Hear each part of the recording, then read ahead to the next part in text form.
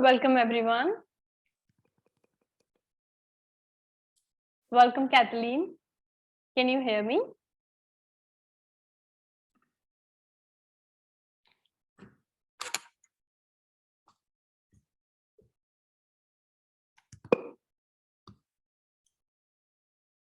Welcome ma'am.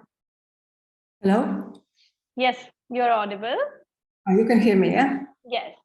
Okay, How are you? Oh, well, thank you. And you?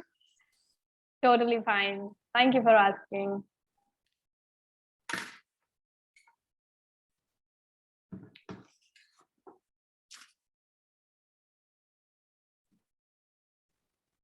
Ma'am Kathleen, can you hear us?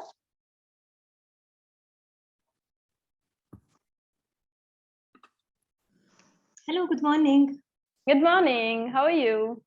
Thanks, fine. And you? Totally fine. It's perfect. Can you please give a brief introduction about you? Yes, of course. My name is Katalin Lipták. I'm from Hungary, and I am an associate professor, University of Miskolc. Thank you so much for your lovely introduction. Also, I would request you to please just rename your Zoom account so that we can better recognize you. You mean my name? Yeah.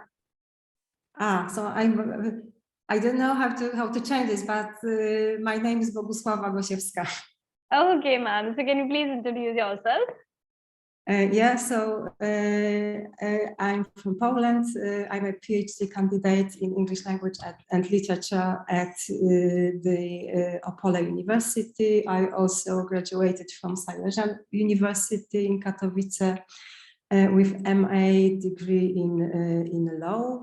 Currently, my area of study is applied linguistics, and I'm also interested in teaching methods, affective factors in foreign language teaching, special educational needs students, and also neurobiological aspects in education.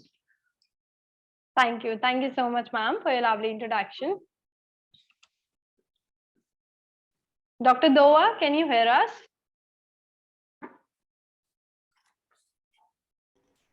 Hi, good morning.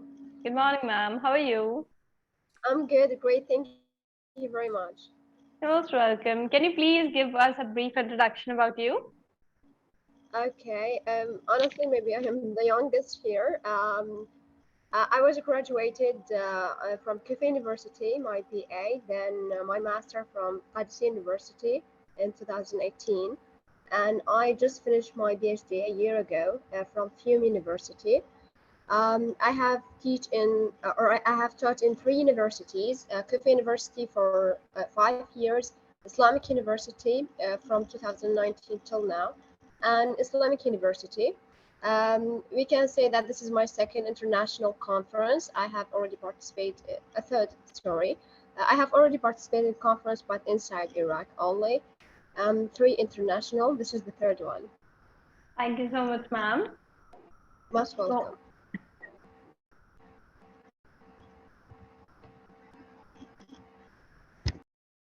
Okay, so we'll be starting the conference within next 2 to 3 minutes once everybody will be in.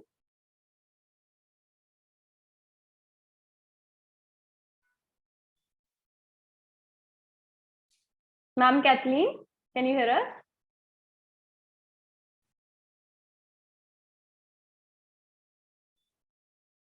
Ma'am Kathleen, can you hear us? Yes, yes.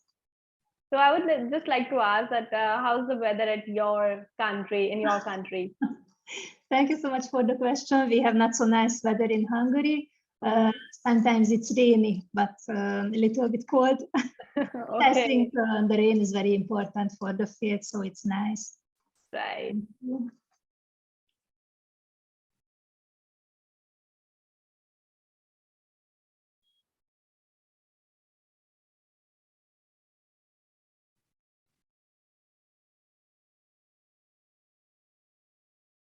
Okay, then let's just start with today's conference.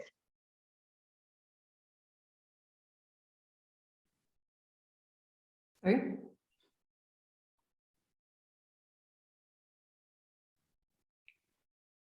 Welcome to Eurasia Research online live international conference. Today we have these many participants who would be participating in our conference.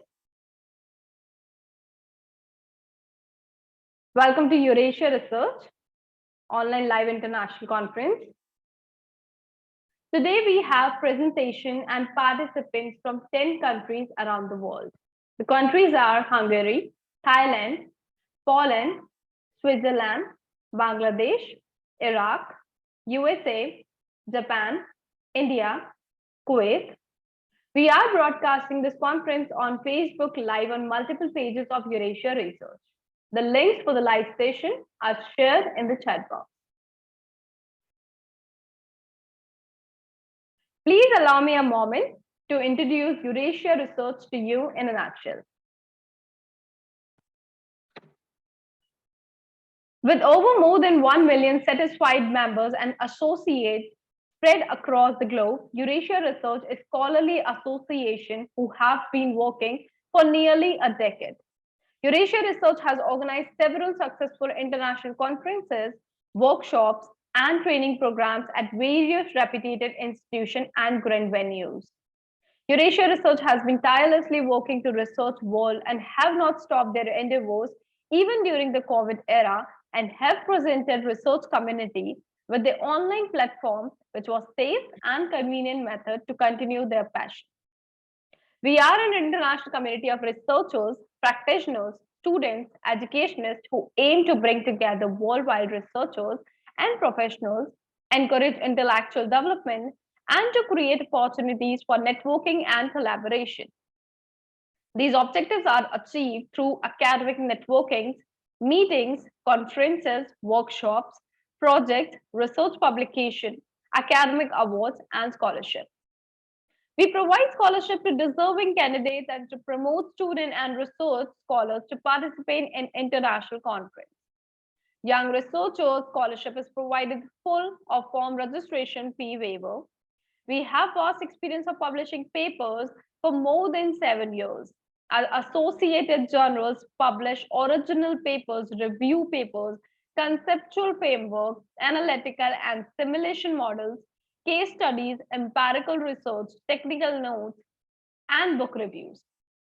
We cater to more than 30 plus themes in the area of teaching and education, and we register ISSN and have following re-own indexing Google Scholar, cross-check, authenticate, cross-ref, the Keepers Registry, Script, Portico, Road, Directory of Open Access, Scholarly Resources, OAI, PMH, Register Data Provider, PKP Index. We will be soon applying for Scopus too. We have a wide network of 100 plus internationally acclaimed keynotes across the globe who share their knowledge and guidance with our participants with open hands.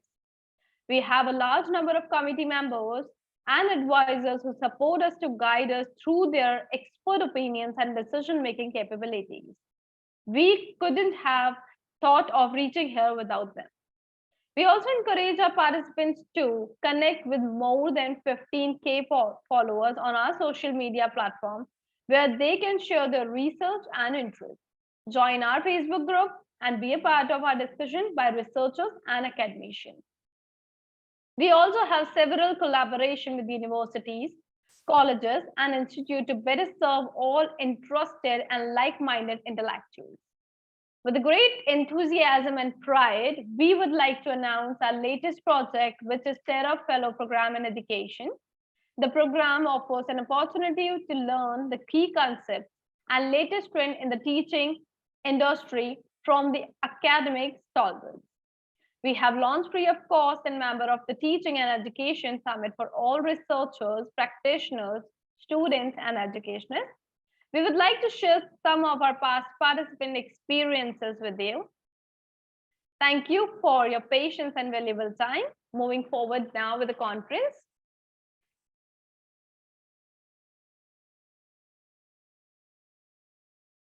Myself, Ritika Gupta, I'm today's conference host. Next, we have our SSHRA President, Associate Professor Marek Matejun, Department of Entrepreneurship and Industrial Policy, Faculty of Management, University of Lodz, Holland. Let's hear what he wants to say.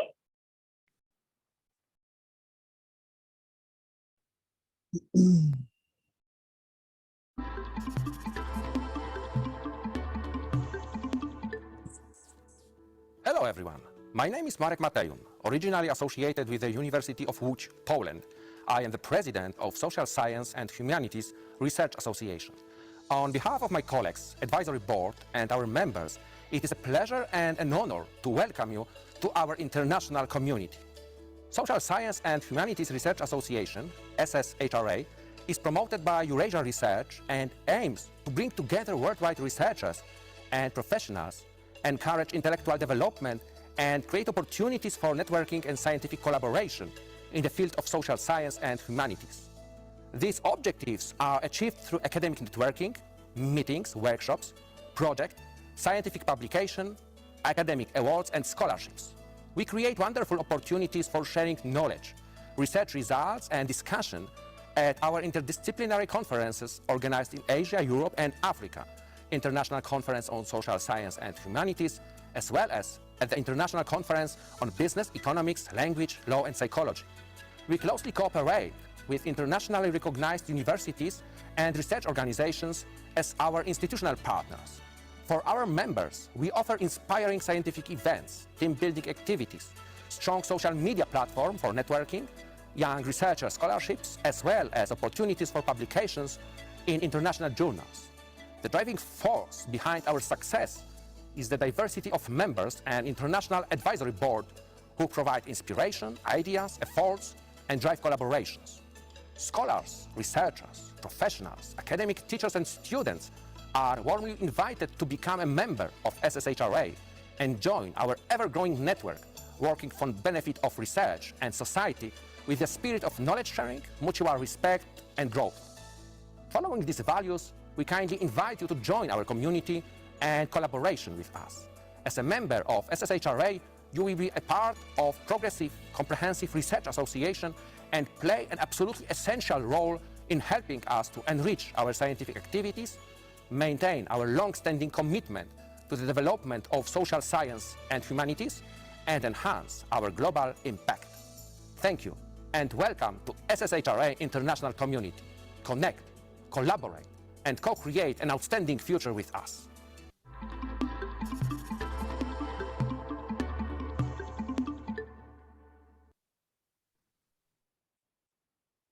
Thank you so much, Professor Marek Matejun, for your wonderful words. We'll be moving forward. Next up, we have our eminent speaker, Dr. Vincent Laplaca, Associate Professor of Public Health and Policy at the University of Greenwich and Senior Fellow of the Higher Education Academy, Parklow, London, United Kingdom. Let's see his video.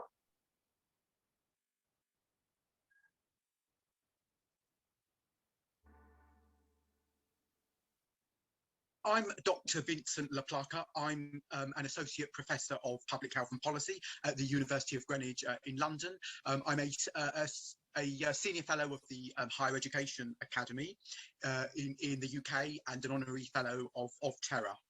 I have a PhD in psychology and social sciences, and I teach at the University of Greenwich. As I said, I'm an associate professor for public health and policy, and I teach on a number of modules. For example, research methods, public health and health policy, theoretical concepts and approaches to health and well-being. I teach undergraduates and I also teach postgraduates, and I supervise some PhDs as well. But I also do quite a lot of research. So, for example, we have a book coming out we might want to talk about a bit later, which has been co-edited and co-written with another author. So I've got quite a big background in both research, writing, and teaching. I would encourage friends and colleagues and people at the university to attend Eurasia Research activities and similar activities. I think it's a good opportunity that people shouldn't miss out on, to be able to meet a diverse collection of people, to be able to present your research to a diverse group of people. So my advice, especially to both to undergraduate and postgraduate students, to try every now and then to be able, in some environment, to present your research, get feedback, but also meet a nice bunch of individuals as well.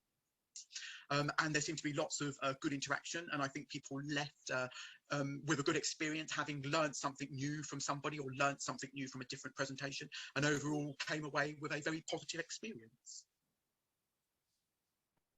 Thank you so much, Dr. Vincent Laplaca, for your beautiful words.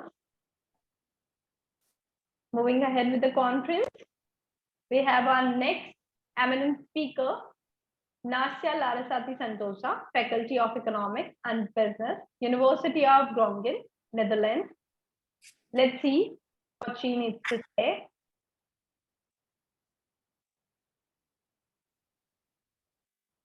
Yeah, so my name is Nasha. I'm from Indonesia. I am a double degree bachelor student from the University of Groningen and also the School of Business and Management in ITB. And my research is titled The Possibility of Ratification of the UNCISG in Countries Influenced by Sharia Law.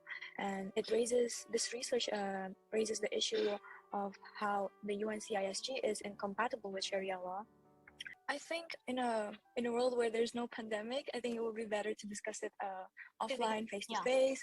But since there is the current pandemic, I think it is safer to do it online. So yeah, so to stop the spread of the virus further. So I think you just have to adapt to it and make the best of exchanging your thoughts and also your ideas with other people. And with technology, you can do that with online platforms nowadays. Yeah, as I said, with the current pandemic, I think it is safer to do it online conference, but especially also it's beneficial for those who actually have travel budget if they don't have the budget to travel, because I know it's very expensive to travel, especially for me as a student. If I have to travel elsewhere to attend a conference that require me to make visa first, and then also the hotel expenses. And nowadays with COVID, you have to do PCR testing before your flights and maybe also quarantine. So that adds more expenses. So I think online conference give us the luxury of eliminating those expenses, as well as still being able to convey and also put out what your research is about, and also share your knowledge with other people around the world.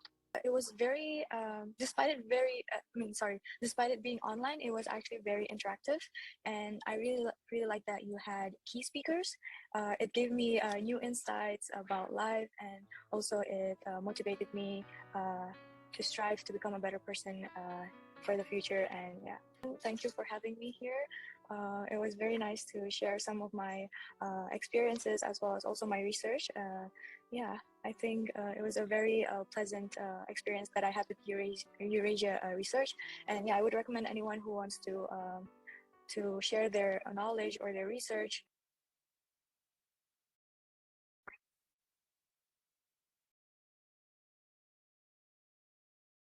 Thank you so much, Nasya ma'am, for your wonderful words. Moving ahead with the conference. So we have our conference schedule. That will be session 1 will be our keynote talk. Session 2 will be a team activity and photo session. Session 3 will be a technical talk. Also, please rename your Zoom account with your full name in English. This will help us to record your quiz. You may ask your question related to the presentation in the chat section while the presentations are going on.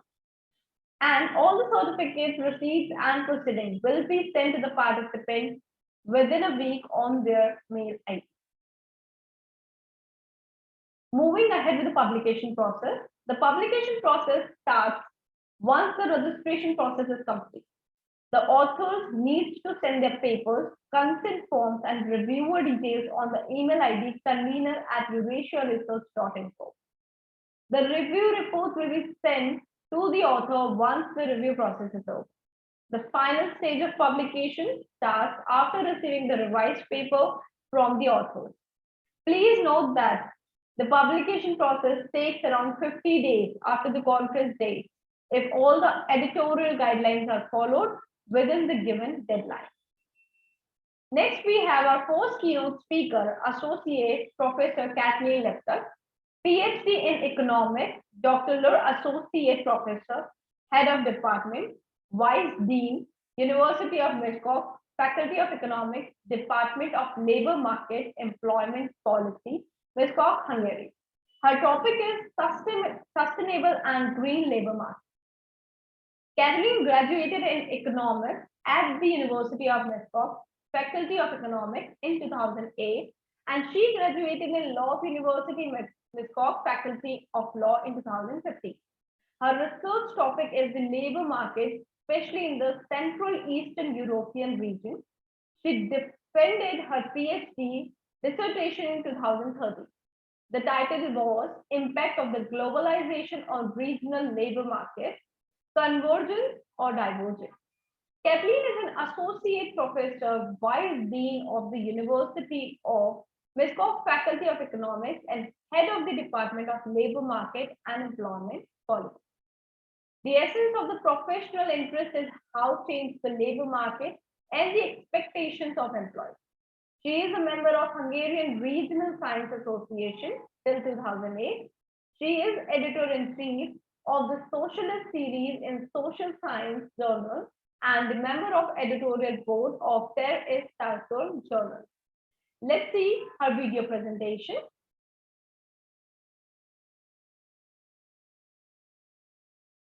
Good morning, dear ladies and gentlemen. My name is Katalin Lipták. I am from Hungary. I am associate professor from University of Miskolc, and today's topic will be the sustainable and green labor market.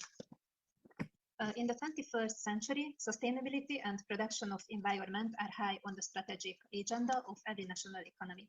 While environmental sustainability, renewable resources, and their growing role are often discussed, the sustainable labor market is less so. Labor market sustainability can be approached from several angles. The terms green labor market and green jobs can refer to employment in a narrowly defined set of industries providing environmental services. However, it is more useful for policymakers to focus on the broader issue of employment implications of policies to current environmental externalities. Much of the literature focuses on direct job creation and only superficially addresses indirect job creation. The potential negative effects of green growth policies on labor productivity and environment costs are generally ignored. In future, more attention should also be paid to how labor market operate in different types of economies. Gaps between shadow wages and real wages can emerge, especially in developing countries with segmented labor markets and following adverse aggregated demand shocks, which justify long-term incentives for green projects with high labor content. In such circumstances, the transition to green growth and green creation can go hand in hand. There are a number of challenges ahead, especially for countries that have built their industrial development strategies on cheap coal-based energy. Stimulated structural change must be accompanied by active labor market policies. Thus, the future expansion of green jobs should be a priority for all countries. What does it mean, green economy? You can see the most important characteristics of green economy. The post-1980s period was marked by a revolution in the spread and proliferation of microelectronics. The spread of information and communication technologies has decisively changed the space in which businesses operate, compete, and trade. The information revolution offers firms the opportunity to improve internal efficiency, increase productivity, and bridge the geographical gap between buyer and seller. Importing technology is a necessary but not sufficient condition for countries to grow and develop. Lack of access to technology makes life difficult for low-income earners and increases poverty levels. There is no doubt that technological change is a vital factor for growth and advancement of a developing world. Many developing countries have experienced the structural transformation of their private economies, which has led to the growth of service industries. New technologies have ensured the strengthening of those factors, but this has also been accompanied by a high level of job creation. Technological change is gradually replacing part of the workforce, and at the same time, a qualitative reassessment of workforce has begun. In the era of Industry 4.0, the continuous development of IT capabilities now means the spread of robotization and automation in almost all sectors. Over the past 3 decades, there have been a structural transformation. Manufacturing output and employment have declined, while services, financial activities, and construction output and employment have increased. This period can be characterized as one of the rapid economic growth and job creation. However, this recovery has benefited high rather than middle and low income groups. The impact of globalization can also be attributed to the shift of employment forms, the service to the ITC sectors. As a result of the sectoral shifts, it was expected that the service sector would be able to address the employment issue and provide job opportunities, but this has not been fully realized. Sectoral changes have also resulted in change in the quality and the quantity of labor demand. The impact of globalization is also reflected in the outsourcing of production, which is now increasingly referred to as outsourcing of or offshore outsourcing. The reason for outsourcing include lower transaction cost, wage differentials, cheap labor, where appropriate skills shortages. As a result, jobs are lost in the outsourcing countries, leading to a special allocation of employment. As regards the future effects of outsourcing, Senate argues that we are witnessing the disintegration of traditional economic institutions. He advises a new economy with high technology, global finance, and new type of service sector. According to Senate, the workplace of future will be more like a railway station than a village, where people stay for a short time and then move on. The comparison of the size of population and employment in countries around the world illustrates that employment cannot keep pace with population growth. You can see some information about green and modern economy, and of course there are some problems. The European Commission is launching an unprecedented effort to accelerate the transition to a clean, sustainable and smart economy through the European Green Deal, which will trigger major public investment in a range of green economy areas, from renewable energy and storage technologies, new grid and transport infrastructures, materials recycling, and the circular economy. The European Green Deal is a new growth strategy that aims to transform the European Union into a just and prosperous society with a modern, resource-efficient and competitive economy, with no net greenhouse gas emission by 2050, and where economic growth is decoupled from resource use. European Green Deal funding has been increased to respond to the COVID-19 crisis in response to both the climate and pandemic crisis. Defining green jobs is not an easy task, as the literature is not yet consistent. According to the current definition adopted by International Labour Organization in its resourcing guide on green jobs documentation. Green jobs means the following.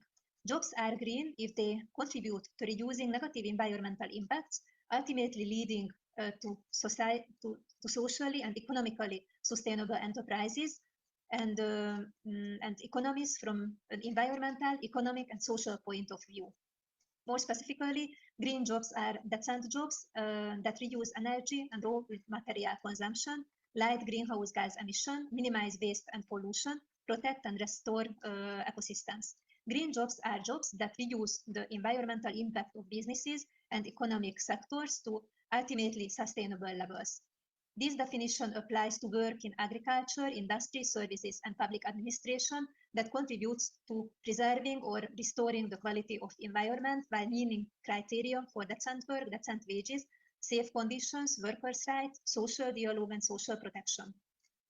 By its inclusive nature and scope, it means that every workplace has the potential to become greener. Over time and with the increasing shift to green economy, what is today a green job may not remain a green job. The understanding of green jobs also varies from country to country. You can see on the chart the most important part of green labor market. Green jobs are either jobs in enterprises that produce products or provide services that benefit the environment or conserve natural resources, or jobs in which employees are required to make their establishment's production processes more environmentally friendly or use fewer natural resources. The definition divides green jobs into three main categories: renewable energy production, energy efficiency, and environmental management. Green jobs have only become the subject of economic research in the last 15 years. The impact of globalization has increased the demand for scarce forms of employment as opposed to the precarious ones. And one could say that atypical employment is replacing typical employment. In some countries, atypical employment is now considered typical. The number of years worked in employment is increasing and the retirement age is being extended. The tax of employment is generally very high, which calls into question the rationality of working. This means that both those on the minimum wage and the unemployed on various benefits have incomes below the minimum necessary to regenerate the labor force. The international debate on green economy and green growth has led to different ideas on how to measure the employment effects on the green economy or the number of green jobs. The term green jobs refers to jobs that are created in the context of the expansion of green economy in identifiable environmental industries to improve environmental impacts or to ensure compliance with environmental standards in traditional sector. Accordingly, green jobs refers to a sectoral understanding of the green economy and the jobs that exist within. In addition to the delimitation and identification of employment in environmental technologies and services, the macroeconomic employment effects of environmental policy is promoting the green economy, and related structural changes can also be taken into account. In the international debate, these employment effects are sometimes referred to as green jobs. A number of policy instruments have been developed to promote the transition to a green economy. The green economy must go hand in hand with the development of markets, for example, supply, demand, and infrastructure for green products. Various market-based instruments are proposed for their purpose. Market-based instruments aim to price emissions and use of natural resources and to increase the price of these resources, thereby promoting environmental protection. It is also important to carefully develop regulations and incentives to generate demand for environmentally friendly products and services.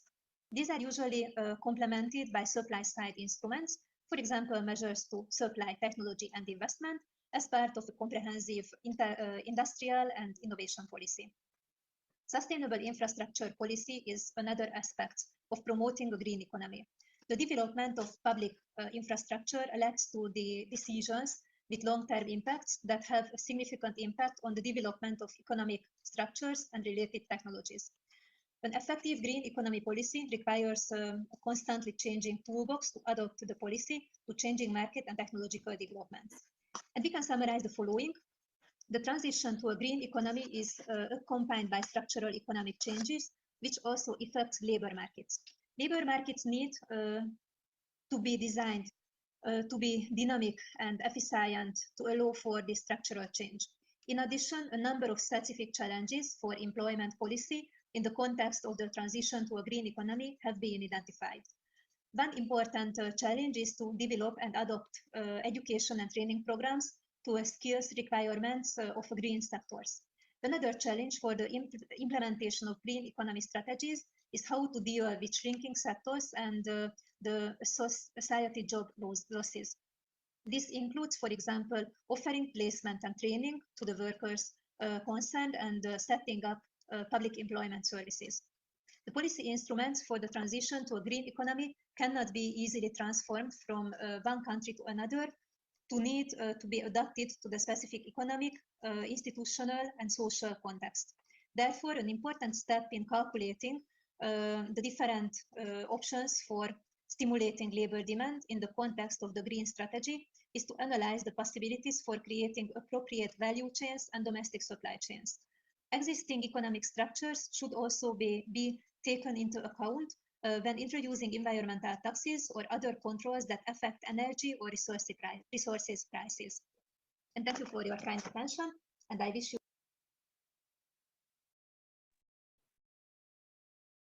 Thank you so much, Ma'am Kathleen, for your wonderful presentation. Would you like to add something here?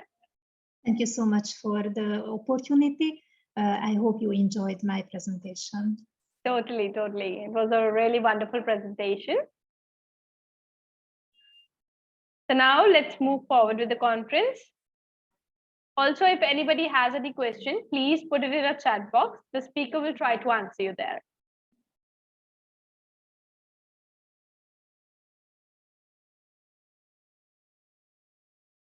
Next up, we have our keynote speaker, Dr. Naveed Reza Ahedi, PhD full-time lecturer, researcher, King Magnet Institute of Technology, Ladkra Bank Business School, Bangkok, Thailand. His topic is Impact of Satellite Technology in Digitalizing Agricultural Businesses, Case of Small-Scale Producer. Naveed Reza Ahedi has served on various national and international conferences and workshops as a keynote speaker and conferences chair. He is currently a full-time lecturer at KMITL Business School and part of program committees for BBA in entrepreneurship. His research interests include organization performance, mineral mining and management, smart jewelry and technology management. A young, ambitious professional with a passion for teaching, research, technology management, and business analysis. His broad range of experience in academic and corporate shaped him to able to work in a multicultural environment driven by continuous learning and preserving in global short and long-term objectives. He has been based in Southeast Asia for the past 14 years, a strong believer in teamwork, learner by nature, and as we live in the era of digital transformation, he believes in business transforming and sustaining and improving through innovative technology. He is proficient in quantitative analysis for management, introduction for business finance, introduction to marketing, introduction to 21st century citizenship, information system and management, and cross-cultural management. Let's see his video presentation now.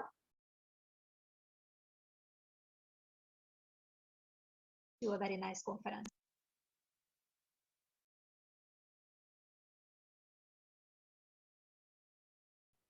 Ladies and gentlemen, researchers, academicians, good day to you. My name is Dr. Naveed Reza Ahadi. I am reaching out to you from King Mongkut Institute of Technology, Ladkra Bank Business School. The topic of my keynote today is the impact of satellite technology in digitizing agricultural businesses. And I'm going to focus on the advantage and benefit of satellite technology toward small-scale farmers. As we know, satellite technologies have been around for decades now, and it hasn't really been so much part of agricultural for the past few decades as much as it has been for the past, let's say, 10 years. So it's relatively new compared to the usage of satellite technology for many other areas. And it can be used for monitoring the land, understanding, for example, or what time you need to water it, or which area needs more fertilizer, when it's the time for you to actually farm and so forth. It gives you also other information such as atmosphere monitoring, emergency management, disaster management, marine environment, and also climate. Recently, various companies, they have started to privatize using satellite technology and also offering their services. So it's not just large multinational public companies, there are also now smaller sized businesses which are taking advantage of these satellite technologies and their numerous benefits, which I'm going to discuss in the following slides. Here is an example of what a land could look like from satellite. As you can see, the waterways, rivers, different crops, which is being farmed in different colors over here. So when we're talking about the usage of satellite technology in digitizing farming industry, we mainly are talking about precision farming, which is a method that uses data-driven feedback loop to determine how to optimize the farm at the highest extent. So by observing, experimenting, understanding the map of these farms, they are able to actually boost and give them economical advantages, reduce their environmental risk, and just in case if there are, for example, disasters, or there could be natural disasters occur, they can let them know in advance so they can prepare themselves and again reduce their expenses and also their potential damage. Furthermore, it also give them more advantages on, for example, making sure that their crops are getting perfect amount of fertilizers. If not, they can be alarmed and they can actually try to boost up their farming in other ways. And also access to resources which can be used in precious farming is a resource based, which it's all about efficiency. So what we're trying to achieve through digitizing of farming and taking advantage of actually satellite technology is to make sure we can maximize efficiency and making sure we can reduce the waste and potential risk to farmers. And this is particularly important when it comes to smaller scale farming, because larger scale farming they have a very well established system. Usually they have a good funding that takes care of their farm. Usually larger companies are taking care of the land directly or indirectly. Smaller scale farming, it's more efficient because usually smaller scale farming are owned by smaller group of people, families who have been working on land sometimes for generation. And this kind of intelligence will help them boost their efficiencies and also reduce their risk as well. There are about 37% of our planet which is mainly used for agriculture. Considering the fact that our population is growing, there are there's a global warming, there are also lots of environmental issues that comes with it. As well as we see a lot of drought in different parts of the world. We do not have enough water in certain places to actually sustain farming and to keep up with the population anymore. So although the goal of farming is to make it as sustainable as possible, minimize the input and maximize the output, it can be definitely beneficial to actually use satellite technologies to boost up our farming now more than ever. So how would satellite technologies actually improve farming in the future and also presently? There are several factors which I have picked a few to actually share with you here today. First thing is satellite technologies, they have their own pros and cons. They have their own limitation as well. So to actually cope up with the limitations satellite have, many companies are coming up with UAVs and satellite matches. So unmanned aerial aircrafts or UAVs, and even drones, they can basically help along with satellite technologies to help larger scale and even a smaller scale with every inch of your farm and on weekly basis, so you can monitor it almost every week to understand how your crops are growing, whether there are some issues in certain parts of your land, whether some crops are not growing fast enough, whether some crops are not getting enough water or getting too much water. These can all be reflected through satellite technology and with some help from UAV as well to get a better and more efficient result. And so these resolution and informational content of data or cloud cover can significantly affect the quality of satellite imagery as well. So that's why UAV comes in help of satellite technologies when it comes to small and larger scale mining. There are many different companies and satellite providers such as Geosys, Planet Lab, Astro Digital, and many others which actually are now focusing on basically providing the farmer for the ability to make data-driven decision and be able to run their farm more effectively, especially because the smaller scale miner are usually weaker in terms of sustainability, in terms of being able to finance their farm and so forth. If a potential disaster actually occurs for a smaller scale miner, it's much harder for them to recover. And these are other factors why smaller scale farming can significantly benefit from the digitizing their farming through imageries and also through providing data-driven technologies and satellite technologies. The other benefit of using satellite is actually to monitor the find, as I briefly mentioned. So target your scouting effort and then be able to weekly, monthly, or sometimes every couple of days to update the farmers with the area, how the crops are growing, if there are any issues, and optimize it as well. And like the most popular remote sensing method is actually to identify the problematic regions, which is usually called NDVI. There are others as well, which help to detect plant vigor and that characterize the health and the strength of a plant. So in terms of several factors when it comes to farming, from the fact that whether the farm is healthy or not, the fact that whether it's getting enough fertilizers, water, and so forth, it can significantly be important. And we have to understand one thing: satellite will give you leverages, will give farmers leverages that we simply cannot get it only through UAVs or through, for example, just monitoring it by human resource and the staff. they have on the farm. The other factors include optimized use of nutrition based on variable rate application. So for example, there are several satellite imagery companies that provide prescription maps to optimize nutrition application. For example, they can be uploaded to agri-machinery to increase input efficiency and field productivity, and also well, because the accuracy and reliability of nutrition detected in various crops still need to be validated due to biological and environmentally complexities, but still these are progress that we have made in farming, and in the future they can even make it more efficient. There are also optimized watering schedule, for example, especially in smaller scale farming. This can be quite significant because there are times and there are a limited amount of water which has to be divided between several farmers in the specific area. So the crops need the right amount of water to flourish. Anything extra is a waste and potentially harmful to the crops. So with satellite technology, we can make sure that those crops are getting the right amount of water as well. Furthermore, it also includes identifying the field performance and benchmarking field. So they are able to actually see the performance of the crops through satellite images, and also all this data that's been provided through it. And these performances could also include weather participation, whether the grower, it allows the grower to compare farm field on a larger scale and identify field performance below average to implement treatment action if needed. Also to understand the crops are growing according to the plan. There's also run experiments on a larger scale, which is basically the goal of any farmer is to increase their crop yield while minimizing the input. So it wasn't until recently that one could run experiment, but they didn't scale and also weren't suitable for large fields. So this also can potentially include some assistance from UAV to boost up along with satellite technology and provide the best images and also data to the farmers.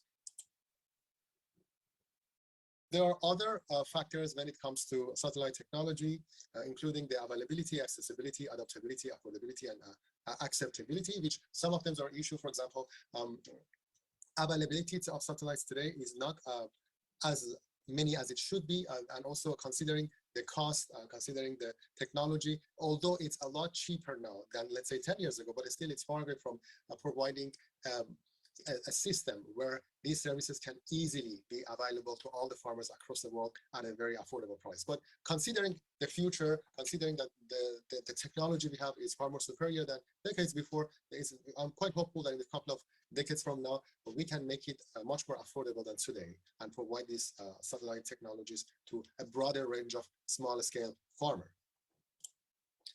The benefits could also include, like land cover map, soil map, index-based microinsurance, which could also get benefits from it when they want to insure the land. There's also land cover map, soil map, crop growth monitoring, irrigation advice, GPS, meteors for different parts of the map, and so forth. Satellite data, they actually start with providing information, and these images which they provide, along with other information that can be extracted from it, will significantly help them to actually come up with better methods of farming, and also, as I mentioned before, monitoring as well. So the information chain is usually from data acquisitions to data processing, storage, data analysis, decision support services, capacity building and training, and communication and integration. So these images usually are not provided to the farmers on raw basis. Usually a team of data scientists or data monitoring analyze it, summarize it, and through advisors and agricultural engineers, they will provide better advices to the farmers on how actually their crops are doing, how the farm is performing, and also how they can increase their performance. And just in case if there are disasters or other issues, they can be alarmed in advance as well. So one of the factors about satellite technology is the public-private synergetic and partnership that's been around for almost a decade now. You can see a lot of cooperation between public and private sectors in order to create a bridge to provide these services to a broader range of people. And also other factors which are quite important is coordination, transparency in partnership, and also the information chain that can be provided when they team up together. Here is an example of ecosystem of a stakeholder from producing parties, intermediary parties, government, agribusinesses. So the satellite technology for agriculture is not just benefiting the farmer, it benefits a lot more, actually, because like I said, the whole process is not just to provide a raw images of the farm, it's actually to get the raw data, analyze it, and provide meaningful information to intermediate parties, contractors, advisors, corporations, large companies, smaller scale companies, farmers, government agencies, agribusiness such as food industry, and also even insurance, finance, telecom, and so forth. They can all gain advantages from these data. That's it. I hope you have enjoyed my presentation. I wish you a pleasant day. Enjoy your conference. Thank you so much, Doctor, for your wonderful video presentation. And also, if anybody have any questions, please put it in the chat box. The speaker will try to answer you there. Moving ahead with the conference, we have our next keynote speaker, Boguslava Gonchka MA Ma'am, PhD candidate in English language and literature at Opel University, lecturer at WSB University at Warsaw, Poland. Her topic is virtual reality blessing or code, educational, scientific, and legal aspect of virtual reality. Boguslava MA graduated from Salient University in Katowice with MA degree in law and from her higher philological school in Wolof with MA degree in English language teaching specialty. Her area of study encompasses applied linguistics, interested in foreign language teaching methodology, affective factors in foreign language learning, teaching English to special educational needs students, teaching methods and approaches, neurobiological aspects in education, and modern technology in education.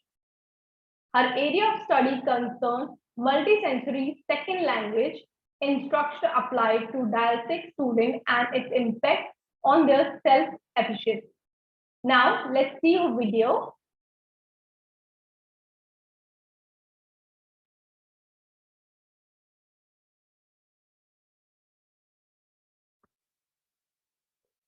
Thank you for the invitation. I'm a PhD student at the University of Opel in Poland. My area of study is applied linguistics and teaching foreign languages. However, as this is a conference on science and technology, my presentation topic is virtual reality, blessing or curse, which is also the subject of my interest.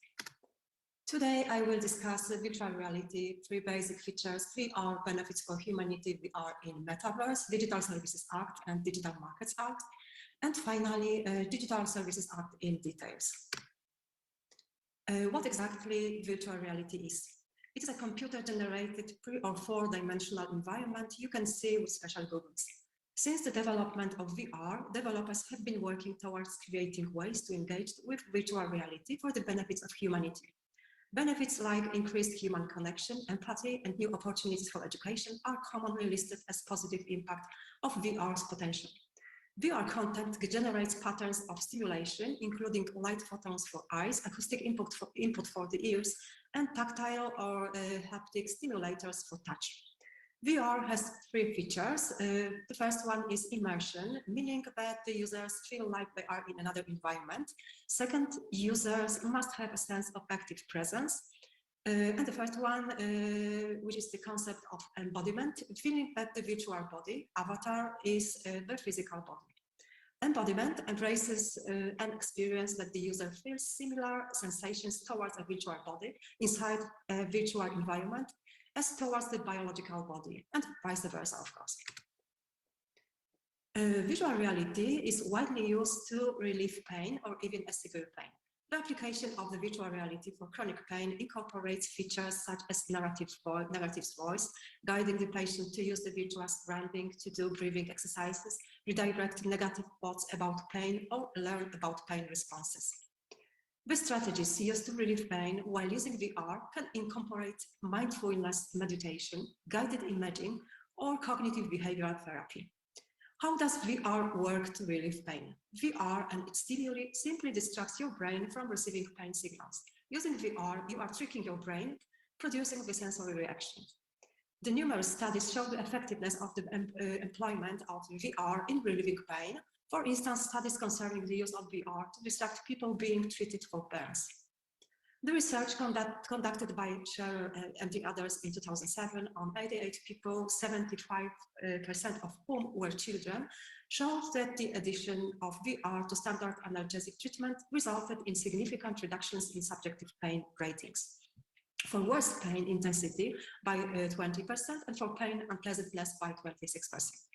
When added to standard analgesic therapy, VR therapy provided a clinically meaningful degree of pain relief. Unfortunately, using VR is not covered by the insurance. What is more, the Sloan School of Management, Cambridge, Massachusetts, came with the idea of aiding older adults overcome depression and isolation through virtual reality. The startup called Rendeavor has brought its VR experiences to over 100 senior communities so far, and it has been launched in hospitals. How it works?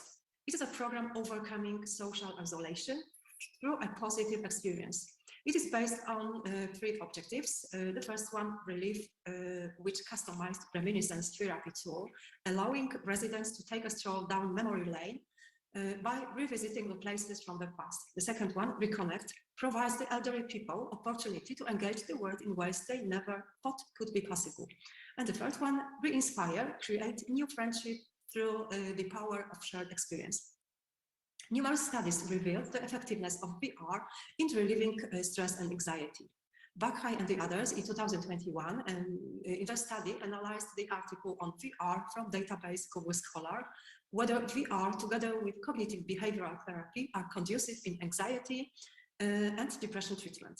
The results obtained from 9 articles on the use of VR together with cognitive behavioral therapy show the effectiveness of VR in anxiety and depression treatment.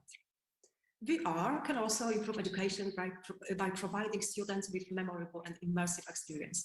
In the classroom, it is accessible to all students and can be easily monitored by teachers. It has the power to engage and inspire students. China is a country with huge push into artificial intelligence, where VR is widely used in classrooms.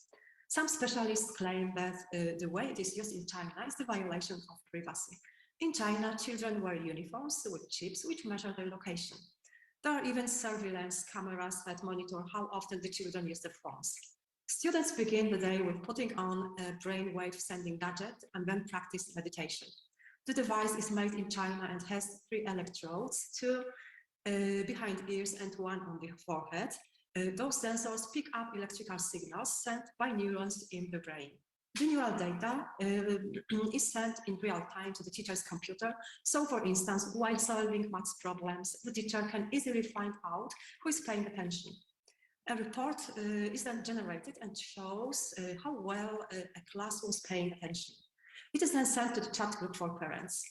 Zhu Wai, Deputy Director of the Center for Communication Law of China University of Political Science and Law, claims that the right to privacy is a civil right, so schools have no right to monitoring students' behavior.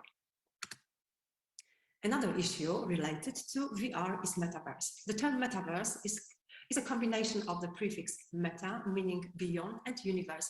It was coined in 1991 by science fiction writer Neil Stevenson in a novel Snow Crash.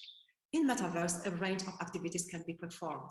You can monetize a real estate, you can create scenes, games, and other VR experiences. You can express yourself through customized avatars, meet and collaborate with remote colleagues, socialize and make friends, shop for real and virtual products, and lots more. As it can be noticed, the alternative reality activities seem to resemble the activities we perform in real life. How close these 2 notions are can be explained by a rubber hand illusion. Botvinnik and Cohen in 1998 were the first people who reported an illusion in which the participants viewed a rubber hand being stroked by a small paintbrush in precise synchrony with their own visually occluded hand. As a result, they falsely referred the tactile sensation to the rubber hand. In other words, the person within a few minutes of simulation experiences a rubber hand as an actual part of their body. These findings led the researchers to reason that identification of the body self is achieved through this spatio-temporal integration of multisensory information, in this case, visual information, matched tactile information. This experiment clearly confirmed that we humans experience similar sensations in both real and virtual reality. It is realized through immersion, presence and embodiment, which I mentioned at the beginning of this presentation. At this point, the legal aspect of the metaverse's safety must be raised. Harassment, assault, bullying, and hate speech have been already taking place in virtual reality games, which are part of metaverse. Mark Zuckerberg, who seems to be aware of metaverse harms, has promised to build it with privacy and safety in mind. However, his co-workers doubt whether they can stop toxic behaviors. Callum Hood, the head of the research team at the Center for Countering Digital Hate, recently spent several weeks recording interactions in the VR chat game, largely played through Oculus Quest headset. In the game, people can form virtual communities and have their avatars play cards, partly in a virtual club or meet in virtual public spaces to talk. Oculus Race is as safe for teenagers. However, within only 11-hour time, Mr. Hood said he recorded more than 100 problematic incidents on VR chat, some involving users who said they were under the age of 13. In several cases, users' avatars made sexual and violent threats against minors. In another case, someone tried to show sexually explicit consent to a minor. Mr. Hood said the incident had violated Oculus terms of service. According to Hood, VR chat is unsafe as it developers and Facebook have failed to put basic measures in place to prevent abusive users from coming into the chat. Another quite recent, because from May 2022, a famous example of toxic behavior in metaverse was a case of a female researcher who entered the metaverse wanting to study users' behavior on meta social networking platform Horizon World. But within an hour after she put on her Oculus virtual reality headset, her avatar was raped in the virtual space. More similar cases of sexual abuse of female avatars and the abuse of minorities have been reported. Meta's internal review of the incident found that the researchers should have used a tool called Safe Zone. This is a part of safety features built into Horizon Worlds. Safe Zone is a protective bubble users can activate when feeling threatened. Within it, no one can touch them, talk to them, or interact in any way until they signal that they would like the safe zone lifted. Should it be like that? Isn't it the same as with the abused women being blamed for wearing too short skirts? Therefore, VR space calls for regulations preventing its users from abusive behaviors. Some of Us, which is a non-profit organization aimed at carrying companies accountable, published in 2021 a report titled Metaverse and Other Seasfall of Toxic Content. Some of Us stated that the harassment and assaults are related to Meta owns apps and the apps accessible through the Meta Oculus Quest headset. The European Commission proposed two legislative initiatives to upgrade rules governing digital services in the EU, the Digital Service Act, DSA, and the Digital Markets Act, DMA. The Commission made the proposals in December 2020, and then on the 25th of May 2022, a political agreement was reached on the Digital Markets Act, and on 23rd of April 2022 on the Digital Services Act. Together, they form a single set of rules that will be applicable across the whole EU to create a safer and more open digital space. The DSA and DMA have two main goals. The first one, to create a safer digital space in which the fundamental rights of all users of digital services are protected. The second one, to establish a space to foster innovation, growth, and competitiveness both in the European single market and globally. The resolution on the Digital Services Act and Fundamental Rights calls for synchronized rules for addressing illegal content online, for liability exemptions and content moderation.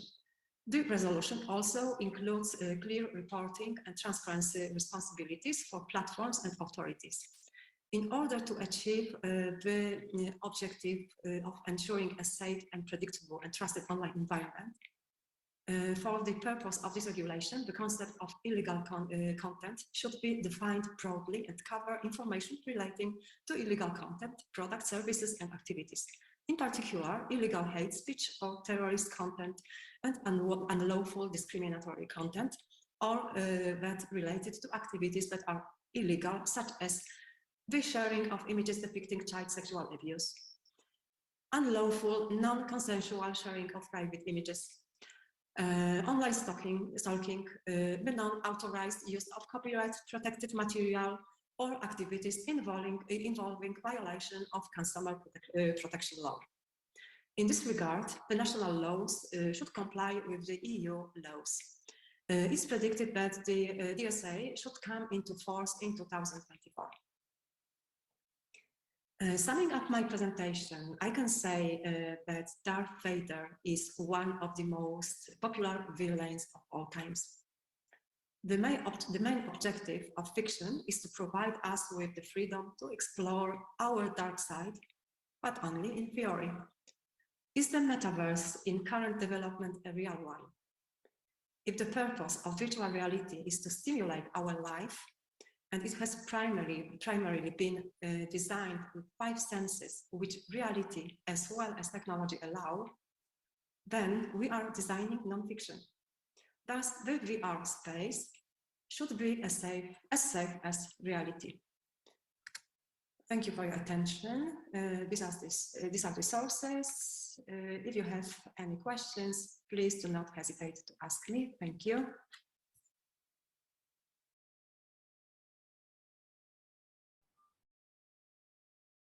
Thank you so much, Boguslav ma'am, for your wonderful video presentation. Would you like to add something here, ma'am? Ma'am, you just need to unmute yourself. Sorry, so I just decided to focus on this topic, although it's not exactly my area of study, but I think it's a hot issue nowadays, because in my opinion, so introduction of new technologies doesn't go in line with the laws protecting people using those. That's why I focus on this topic. Thank you so much, ma'am. That's really a wonderful topic. And also, if anybody has any question, please put it in the chat box. The speaker will try to answer you there. And now we'll move forward with the conference.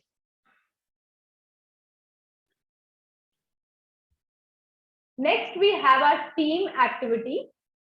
So let's proceed towards our team building activities. Sometimes we miss the opportunity of connection and linkage with the fellow participants of the conference. This team activity is to encourage interaction among all the participants. One by one, we will share the views and solution on the topic of discussion, and also will be conducting a photo session during the same. So the topic of discussion is the future of gender equality at work. For better understanding, let's just see the video.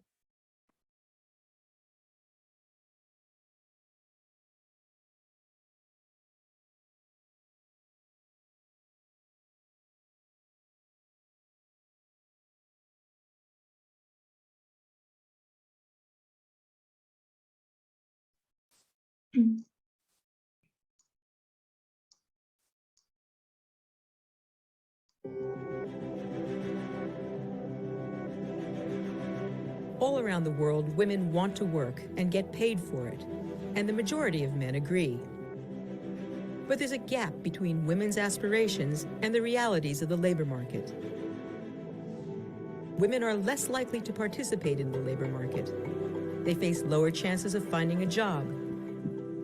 They're paid less than men, more likely to be in involuntary part-time work, and they're subject to discrimination in the workplace. Traditional gender roles are slow to change. In every country, women do at least twice as much housework and care work at home than men, unpaid. When paid and unpaid work is combined, women work longer days than men. Around the world, women and men agree. Balancing work and family responsibilities, including lack of access to affordable care services, is the major challenge to women at work. The opportunity? Recognizing, rewarding, reducing, and redistributing care work, and creating more decent care jobs for women and men. More than 1 of every 3 women worldwide has experienced physical or sexual violence. Violence against women does not only have physical, emotional, and psychological costs, it has a significant impact on national economies. Violence, harassment, and discrimination can prevent women from entering and staying in the job market, particularly in male-dominated fields.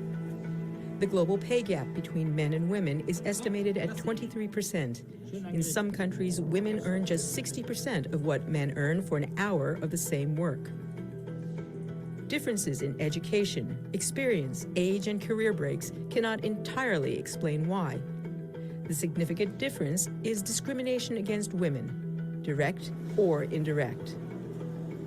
The Women at Work Centenary and the Future of Work Centenary initiatives provide an opportunity not only to make the obstacles to decent work for women visible, but to also spell out the action needed to overcome them. The deliberate and bold choices we make will ensure a future of work with gender equality at its heart.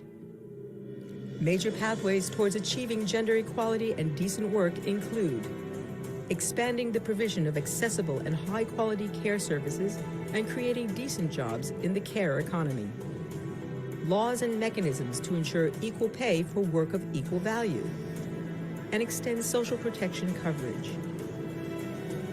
Ending violence and harassment in the world of work. And macroeconomic policies that foster job-rich growth and address structural gender inequalities. This transformation is essential if we want to see gender equality at the heart of the 2030 Sustainable Development Agenda and make decent work for women and men a reality.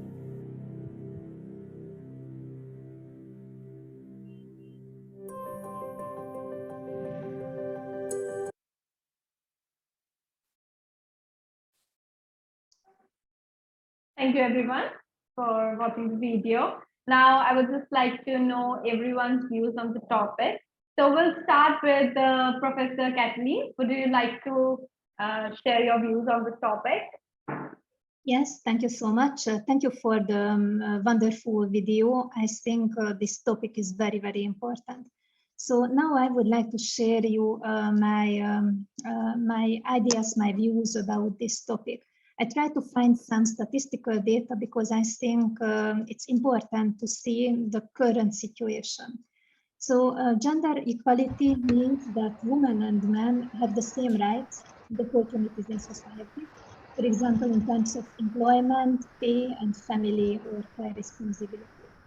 In 2020, the employment gap between men and women in the European Union was 11% on average. The problem is that this represents an improvement of only 0.3 percentage points compared to 2014 measurements. When it comes to pay, the gap is even wider. Men earn on average 14% more than women in the European Union, according to latest statistics. The gender pay gap is worse in Hungary, in my country, while the average pay gap in the European Union is 14%, in Hungary it is 18%. More than half of women working in technology say that gender equality in the workplace has improved in the last 2 years in Hungary. Another 70% believe that their skills and experience, rather than their gender, were taken into account when they applied for their first job in IT or technology. Last year, more women worked from home thanks to the COVID pandemic, and this has also had a relatively positive impact. 50% of women think that gender equality has improved among teams working remotely. This Hungarian report reveals that there is still a long way to go before through gender equality is achieved. To ensure that women around the world can have positive experiences in their careers, key actions and incentives are needed to support careers in technology, including more mentoring or internship programs that open doors to opportunities and provide experience. It is also noticeable that many companies around the world are introducing quotas to ensure more equal gender representation in the workplace. In addition to equalizing the proportions, these measures are also intended to increase the likelihood of changing behaviors in the workplace. So I think it will be a good solution, and I think the situation is totally different in Asia, in Africa, and in Europe. So I think it will be interesting if all participants can introduce the current situation in their country. So thank you so much. You're most welcome, Professor Kathleen, for sharing a wonderful video, for sharing wonderful views. I'm sorry. Also now, Boguslava ma'am, can you please share your views on the topic? So I think although is getting changing, nowadays it's still a hot issue. We have some women who hold the higher positions, like Zuzana Czaputova, the president of Slovakia, or last time very famous Sanna Marin, the Finnish prime minister. However, still women experience this discrimination in the workplace. So I can give the data from the UK from the last year. So in the UK, for instance, the gender pay gap in the UK between men and women was 70%. So what else? So apart from this, women provide many caring responsibilities which are unpaid. Comparing to men, I mean looking after the household, which is unpaid, and which they do not get any benefits like retirement. What else? So women are very frequently undervalued at the workplace. So the most crucial decisions are made by men. And also the so-called motherhood penalty, where working mothers face disadvantages with regard to occupation and aspiration. So, for instance, when a working mother looking after her children has to leave the workplace, it's difficult to get back to the market. Also, she's more likely to get low-skilled jobs or low-paid jobs. And finally, what's important, women are, although I gave those two examples of prime minister and president, women still are underrepresented in position in executive roles in companies or in different operational roles. So these are the topics that should be discussed. I know that there are some rules that are introduced by European Commission. So looking at the Europe, for instance, they propose to set a voluntary target for 20% of board level executive directors. Or what else? They also call for necessary resources to prevent sexual harassment of women. Also some laws that update parental leave policies that should be fair for women.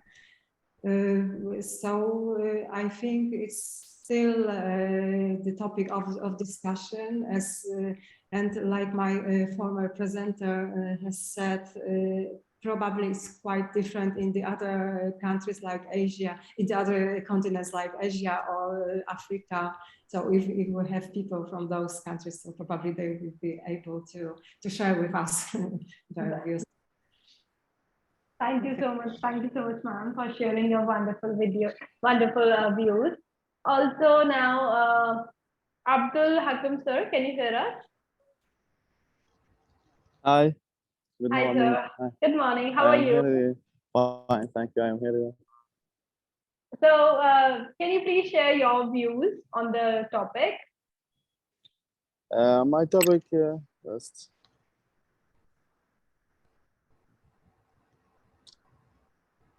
about gender equality in the European Union 2022. So, like, I just wanted to know your views on the topic. Gender equality gained moment in recent years. It's become more prominent in the media, in international debates, and a target a clearly encouraged commitment on the political scene.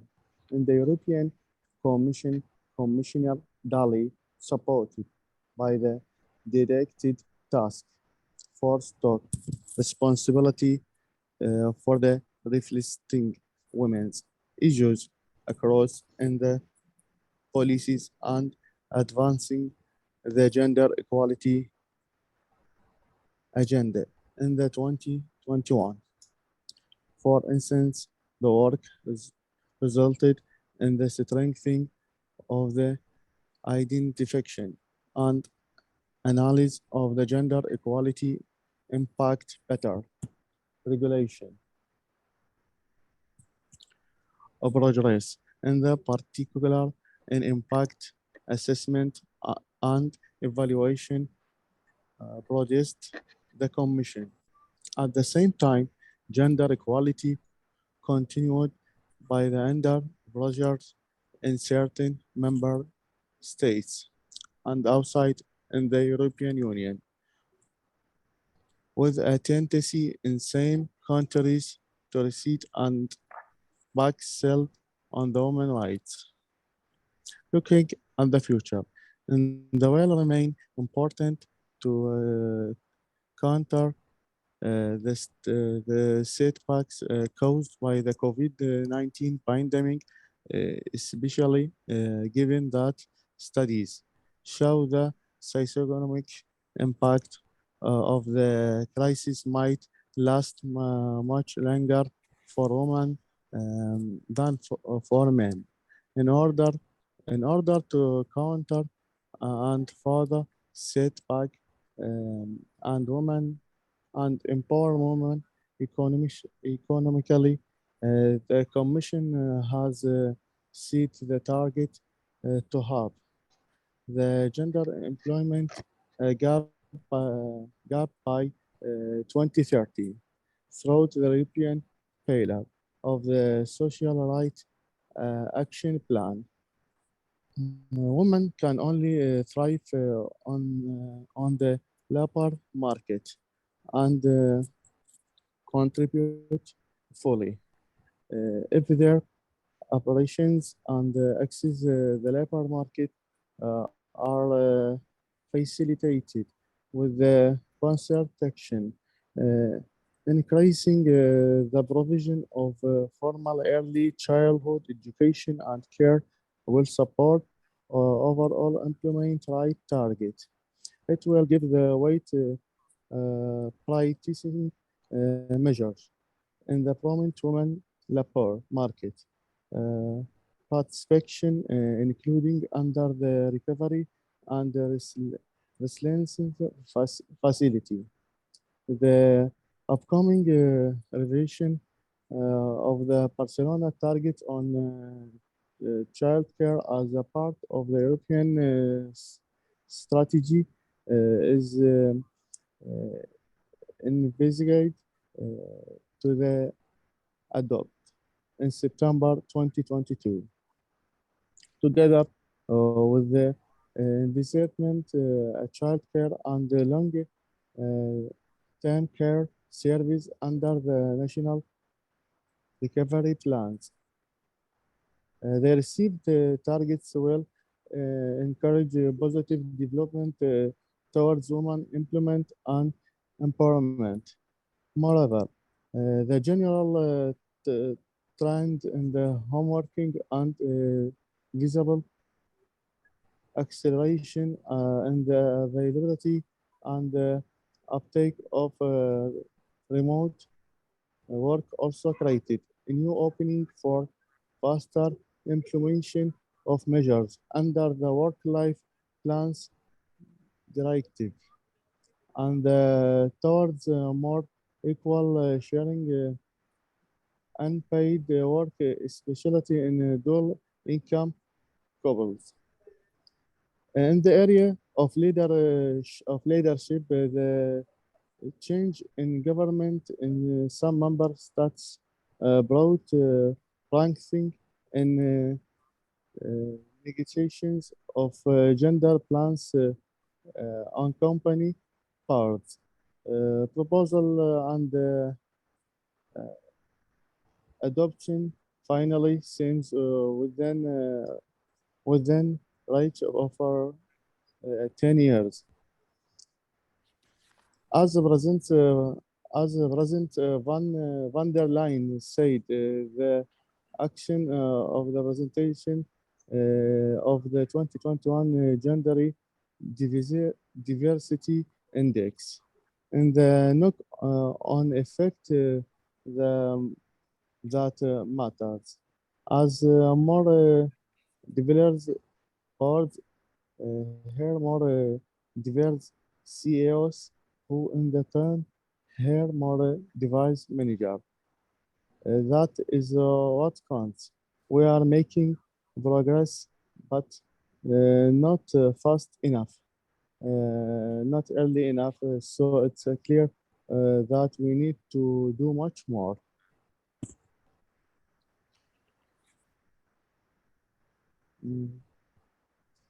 That's my discuss. Thank you. You're most welcome, sir. Thank you for sharing your views on the topic. Thank you.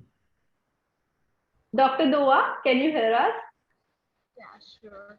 Okay, basically, I'm doing, as has already been mentioned, women should work twice as harder as men in order just to prove themselves in their jobs. So I'm going to speak about the university that I'm working in right now from my personal experience. You can find that, for example, they give 45 hours of teaching for females, while for males only 12. So you can find and notice the huge difference between the two. And in my interview for 2019, he asked me a really personal question: are you married or single? I did not know why he asked this weird question, but later on, I noticed that they prefer single women because for them, that being a mom may be going to distract you from working hard, as they expect that. So, especially if you are, young and then you are single and you are a female, so you should work as hard as you can in order to prove yourself. Because you are not old, so they respect you because you are old. You are not married, so you have circumstance to run away from your job. And you are not male in order just to stop working or working less than others. This is the first point. The second point, in my university, there is no woman to be the dean or the head of departments. I don't know why. This is seem weird. Even if they have the highest degree, okay, they publish a lot of papers every year, or they attend an international conference. Yet at the end of the day, the male, he is going to be the boss. And this is unfortunate. But in Iraq in general, we have the strongest women. Dr. Taif, she holds all the Iraq, in one hand, all the money of Iraq in her hand. So in general in Iraq, no, we have the equality. But in the university that I'm working right now, no, there is no equality. Women have no right to take any position. Giving birth, you know that apart from being a woman, she gave birth and she should have a holiday for that. Vacation,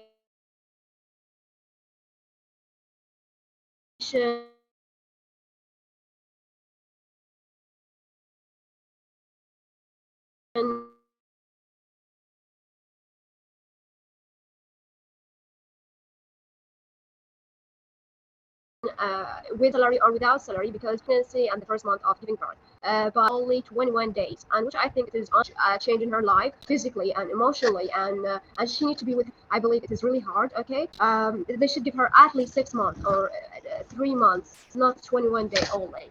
And the second one is the clothes. Okay, when I signed the contract with the university at the beginning, they force you to dress in a certain manner. You know, the academic people should dress. Trouser with a jacket or something formal. But they force them to dress in a very Islamic traditional clothes, because you should cover all your body in something called abaya, okay, except your face and your two hands, okay. And I find that this is not academic, okay, because here you are expressing your knowledge, okay, you're giving you teach the student belief, okay. Second point, I lived the last 4 years in my life in Iran, and you know the situation in Iran. Women are forced to dress hijab even if they are not Muslim, because you should cover your head, okay. And I did not believe in this. You should dress hijab only if you are convinced by that. So one of my friends, she is working a waiter in a coffee shop. She worked really hard, but she's not convinced with hijab. She's put it only half her hair, and sometimes it's dropped and all of this stuff. They give her half the salary of the boys. Even the boys, they are only, washing the dishes while she's working on all the tables, and she's smiling and she's friendly. So once, okay, her boss gets really in a very, a huge insulting fight with her because she is not dressing the hijab in the correct way. She was super depressed and sad, and she go for the, she go for her home and shave for all her hair in order just to stop this problem from happening every now and then. So women, yeah, you can, they work hard, okay, so but you should not control how they dress, okay? This is their right. As soon as she is dressing in appropriate way, why you are fighting with her for if a couple of her hair is has showing or whatever. The third and last point is sexual harassment, and I saw that a lot, okay, with a lot of university professor. You find that he's university professor and all that, and you think, oh yeah, he is have a knowledge and he is a good person, not traditional. But whenever he see that there's a girl and she's divorced, he see her as a target, not as a female, not as a professor, okay. And one of my friends, she when she get into that, he sexually harassed her and asked her to marry him in secret and telling no one, even he is married already. She did not complain, and I asked her, this is your right, why you are not complaining? She told me that they will not do anything. They will not kick him out of the university, and they will cause a lot of problem for me. So unfortunately, the woman has even no right to express their anger or make a to stop the person who is pushing them for the limit. This is my opinion. Thank you very much. Thank you so much, Dr. Doha, for sharing your beautiful views on the topic. Thank you all for sharing your views. So now let's just proceed with the conference.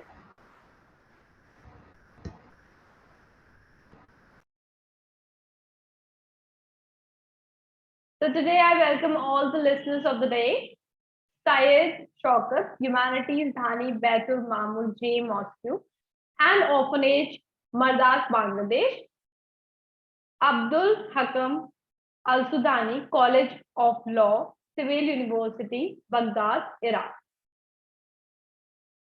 Moving forward, our first presenter of the day is Philippe Gilger, Center of Competitiveness, University of Freiburg, Switzerland, Department of Economics, Freiburg, Switzerland. His topic is the main drivers of the competitiveness of location. You may also read his abstract.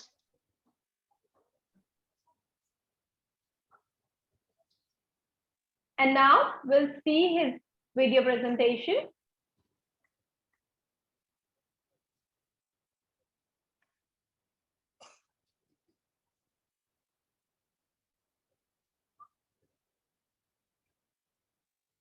My presentation is based on a paper related to the main drivers of competitiveness of location, and I'm Philippe Gagler, professor at the University of Freiburg in Switzerland. And my main activities are related to multinational enterprises, foreign direct investment, and in particular on competitiveness issues. As introduction, I may say that policymakers at the national as well as the regional and local levels consider competitiveness as a crucial question.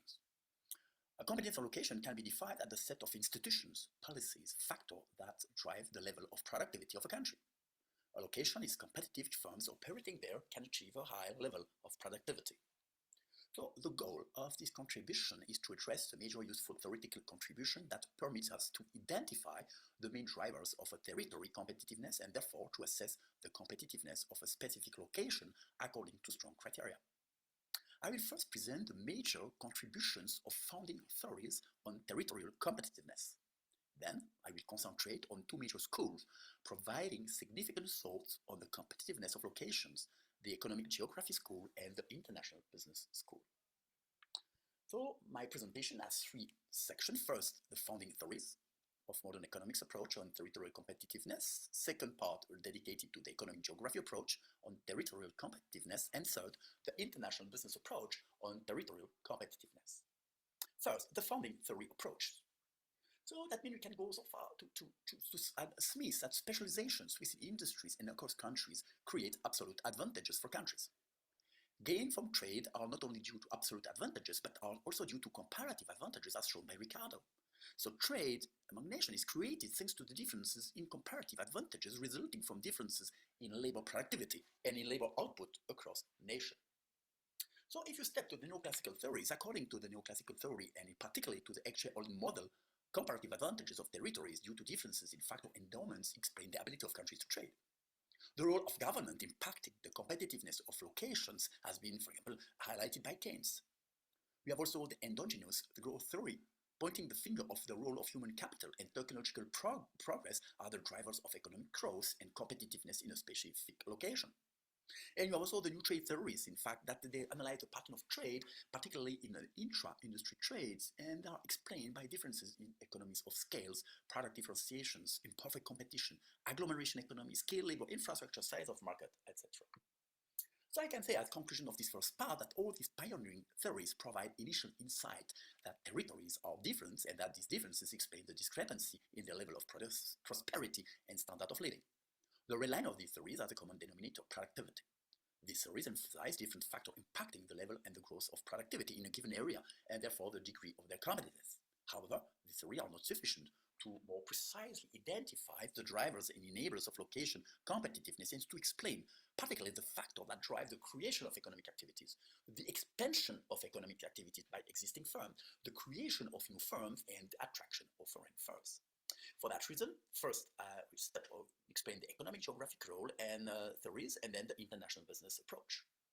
As far as the economic geographic approach is concerned, so one of the major goals of the economic geography is to explain why some economic activities are developed in a specific location and why agglomeration of the same industrial activities or interrelated industrial activities appear in a specific location. For the spatial allocation of economic activities reflects competitive advantages of specific locations related to specific needs of particular economic activities. We can go back to Marshall. Marshall developed the concept of external economies and identified crucial effects and characteristics of industrial districts that influence the location of industry, such as the concentration of skilled workers in specific activities in specific industries. We can also go back to Krugman, the ability of region to benefit from comparative advantages by attracting agglomerations of specific industrial activities reflect the regional divergences among territories, as I said, particularly studied by Krugman.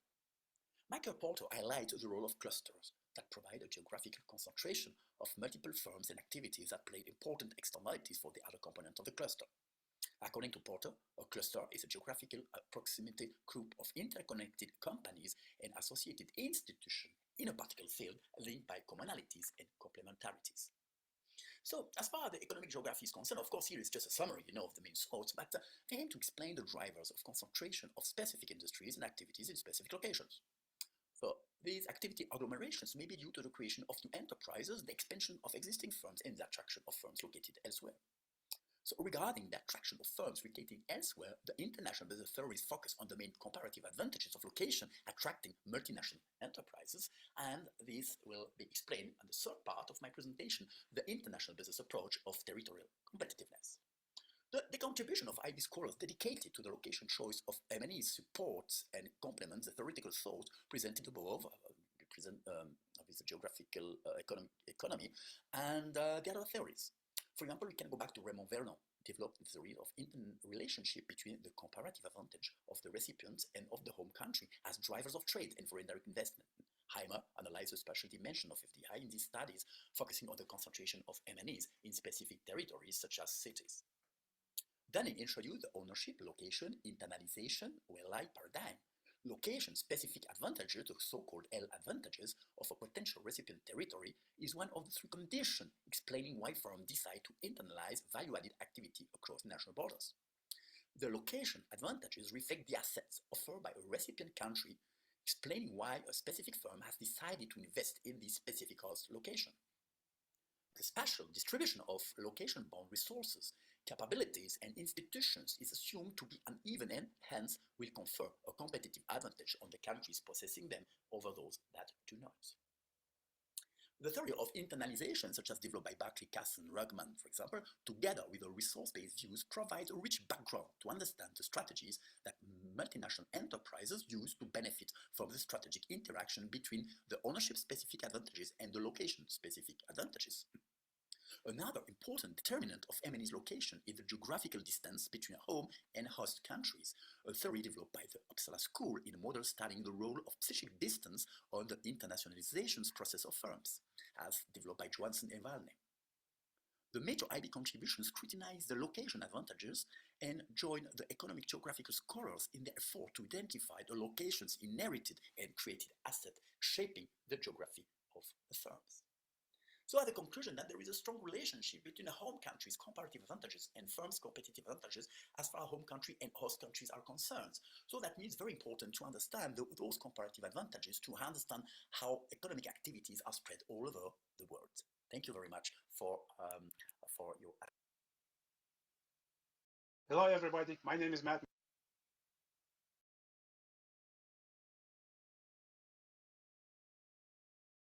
Thank you so much, Doctor, for your wonderful video presentation. And if anybody has any questions, please put it in the chat box. The speaker will try to answer you there.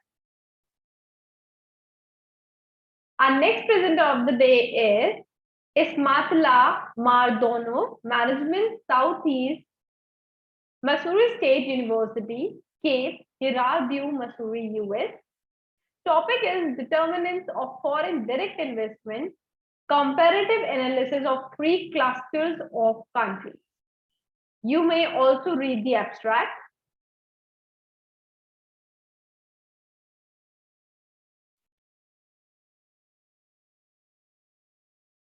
And now let's just see the video presentation.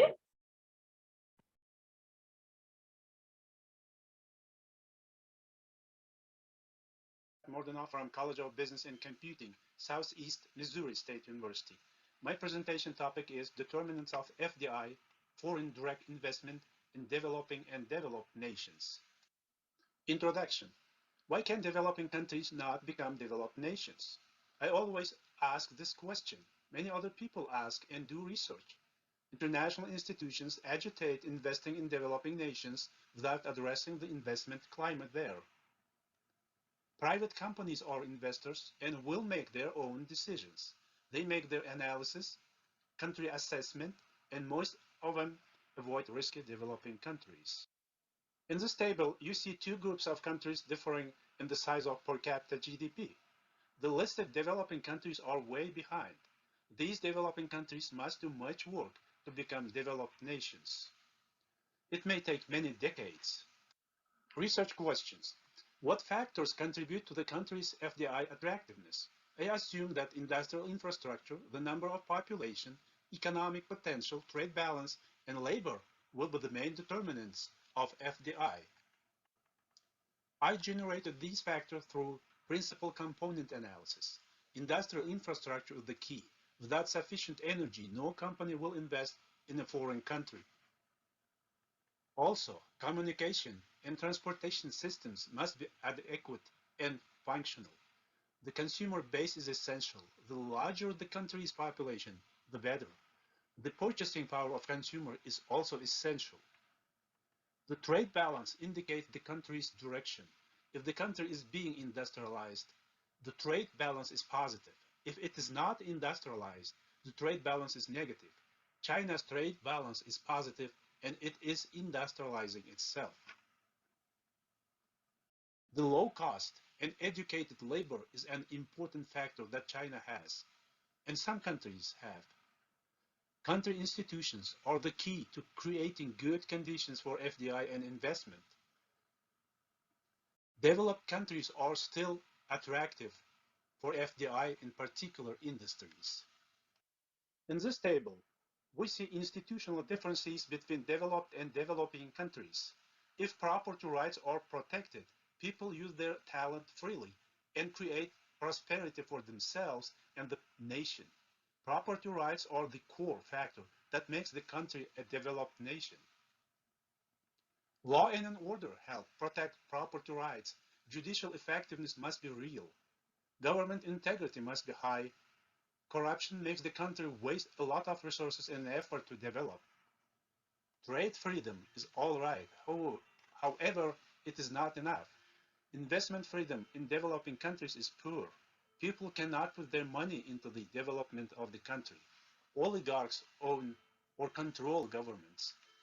If you do not have access to credit and cannot use your money on your own, you do not have any incentives to do business. The numbers of business freedom are so good, but that is not enough.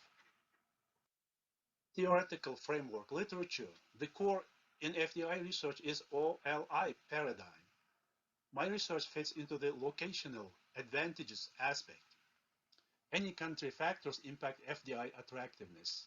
The question is, which ones are statistically significant and consequential? You see a lot of determinants of FDI in this list.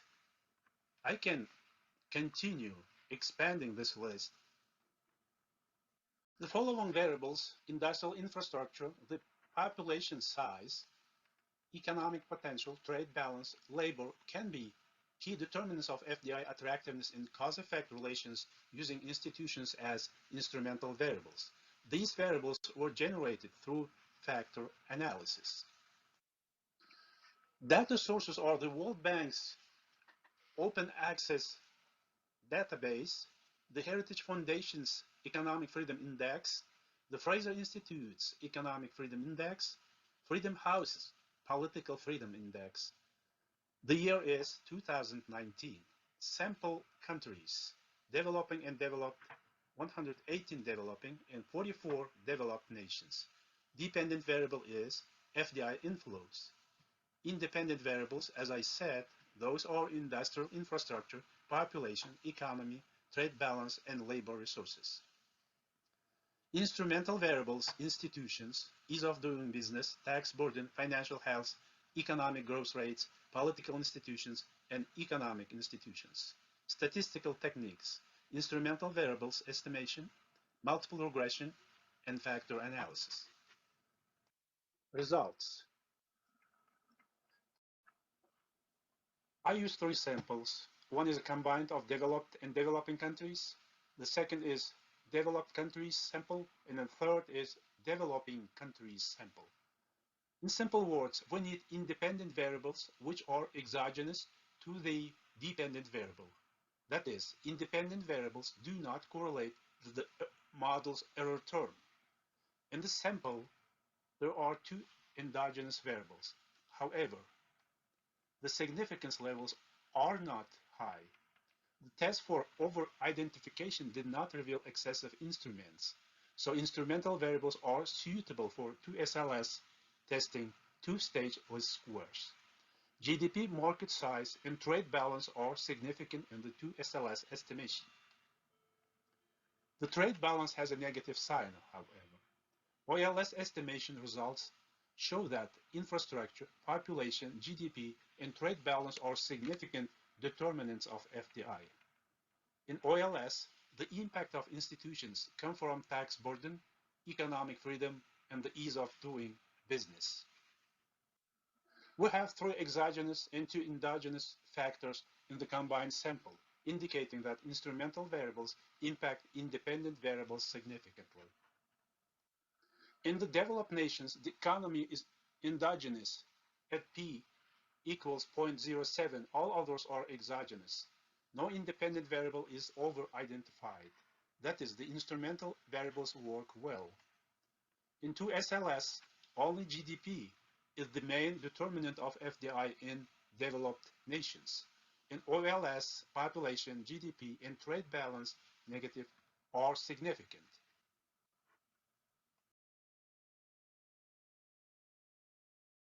In the sample of developed nations, we have four exogenous variables. The independent variables do not correlate with the error terms of the model. In developing nations, almost all the independent variables are endogenous. There is a correlation between these variables and the model's error term, which is undesirable for precise estimation. However, the instrumental variables were suitable for these independent variables because they were not excessive. In 2SLS estimation, no one independent variable is significant. Instrumental variable estimation did not work for the sample of developing nations. In OLS, four independent variables are significant. However, no institutional instrumental variables were involved. Only labor was insignificant. In the sample of developing countries, we have one exogenous variable, which is labor. All are endogenous, indicating that the instrumental variable do not influence independent variables while affecting FDI inflows. Discussion. Data play well with the combined sample and developed nations sample, not with developing countries sample. Their institutions are weak. They are not instruments for the country's economic development. Results of testing hypotheses. Hypothesis 1. Industrial infrastructure is not an FDI determinant in 2SLS estimation for all the samples. H1 is not supported in this case. Hypothesis 1 is supported in OLS estimation for the combined sample and the sample of developing nations. Not all countries have good infrastructure. Therefore, these nations must pay close attention to infrastructure building to be attractive. H2. The effect of population on FDI is not supported in 2SLS testing, but supported in OLS estimation for all three samples. Hypothesis 3. The impact of economic potential is supported in 2SLS testing for the combined and developed countries samples and not supported in the sample of developing nations. In the OLS, hypothesis 3 is supported in all the samples. The trade balance is a determinant of FDI in the combined sample, but not the sample of developing and developed nations in the 2SLS estimation. It's negative. Hypothesis 4 is supported in all the samples in OLS testing.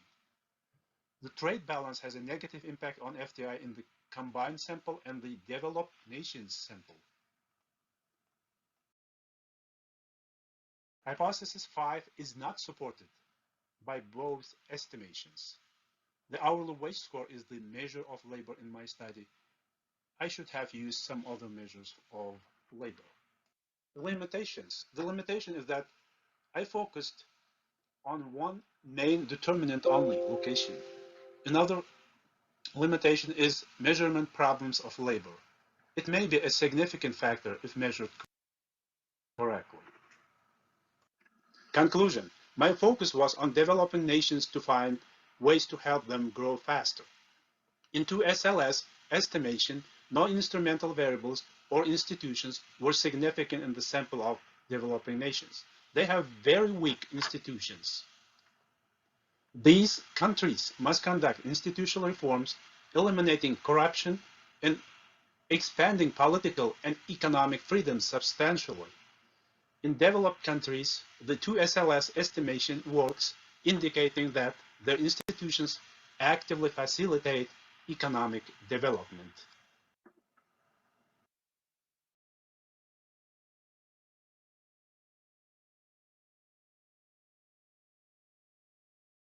Thank you so much, Ismatila, for your wonderful video presentation.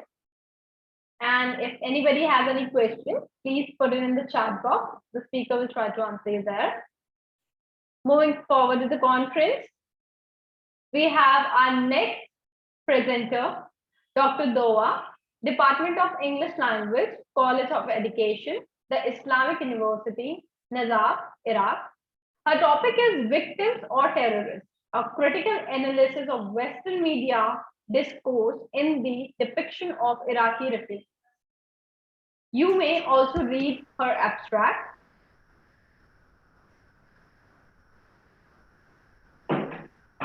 And now let's just see the video presentation.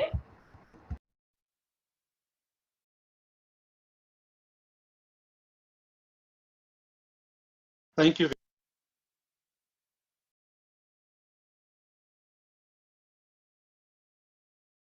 Hi there, I am Dr. Doa Tahir Jihimawi from English Department, College of Education, the Islamic University of Najaf. I already worked in other universities, Kifa University for 6 years, and in Imam Kazim University for 2 years.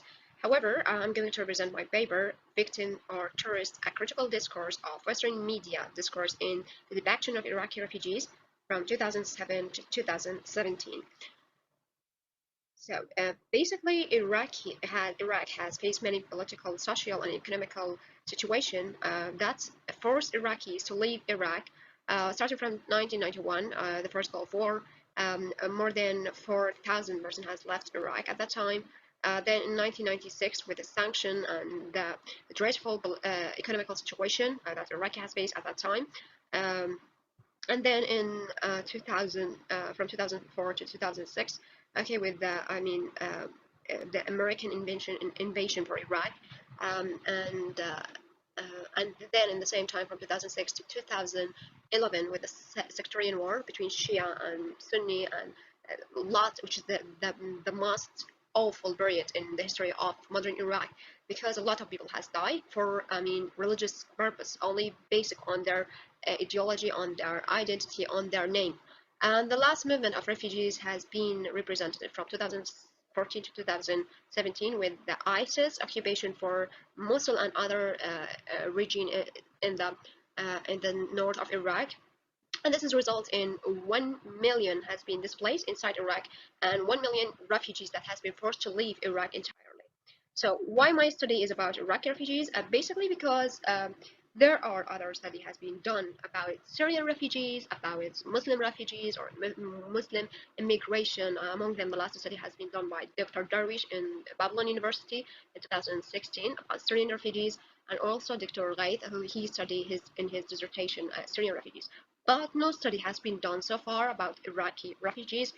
Even that Iraqi has different reasons to leave Iraq, different refugee movements for different political, social purpose, and which is really worth a study, because these movements, they are different, but they are in the same, we can say, time. I was born in 1994, so I lived all the movements of refugee. First of the sectarian sanction, okay, the poor, dreadful situation in Iraq. Okay, no medicine, no good hospitals, no education, the poverty, and then with the 2003 American occupation for Iraq, then the sectarian war, drama, then ISIS. I was in third stage in university at that time. So I lived all this movement.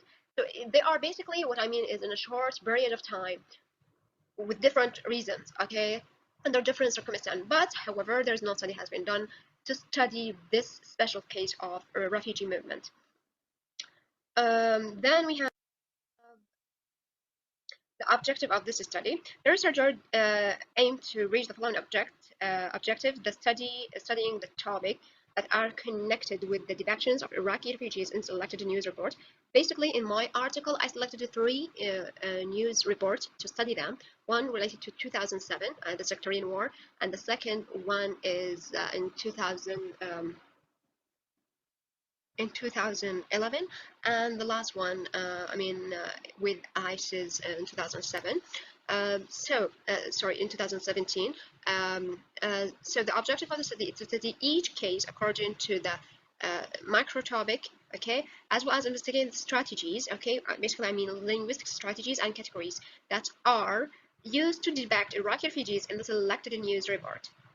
And in both, okay, after covering the topic, macro topic, and the strategies, we are going to reveal the ideology of the participant.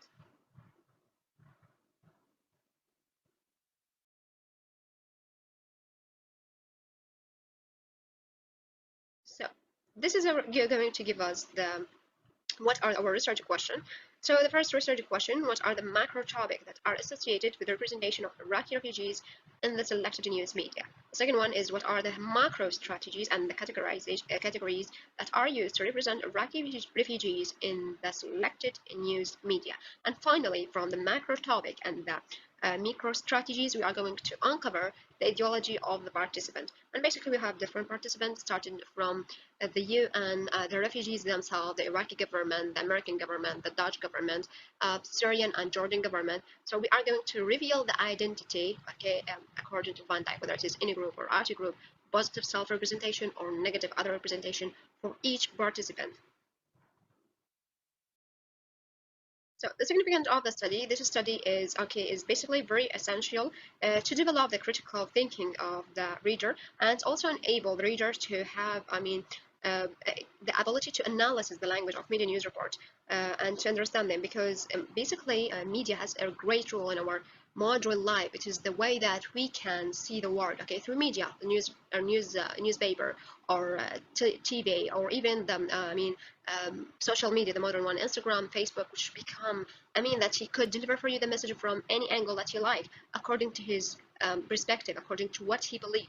So basically, studying CDA will give you the perspective and understanding to how to analyze the news report or news media or media in general.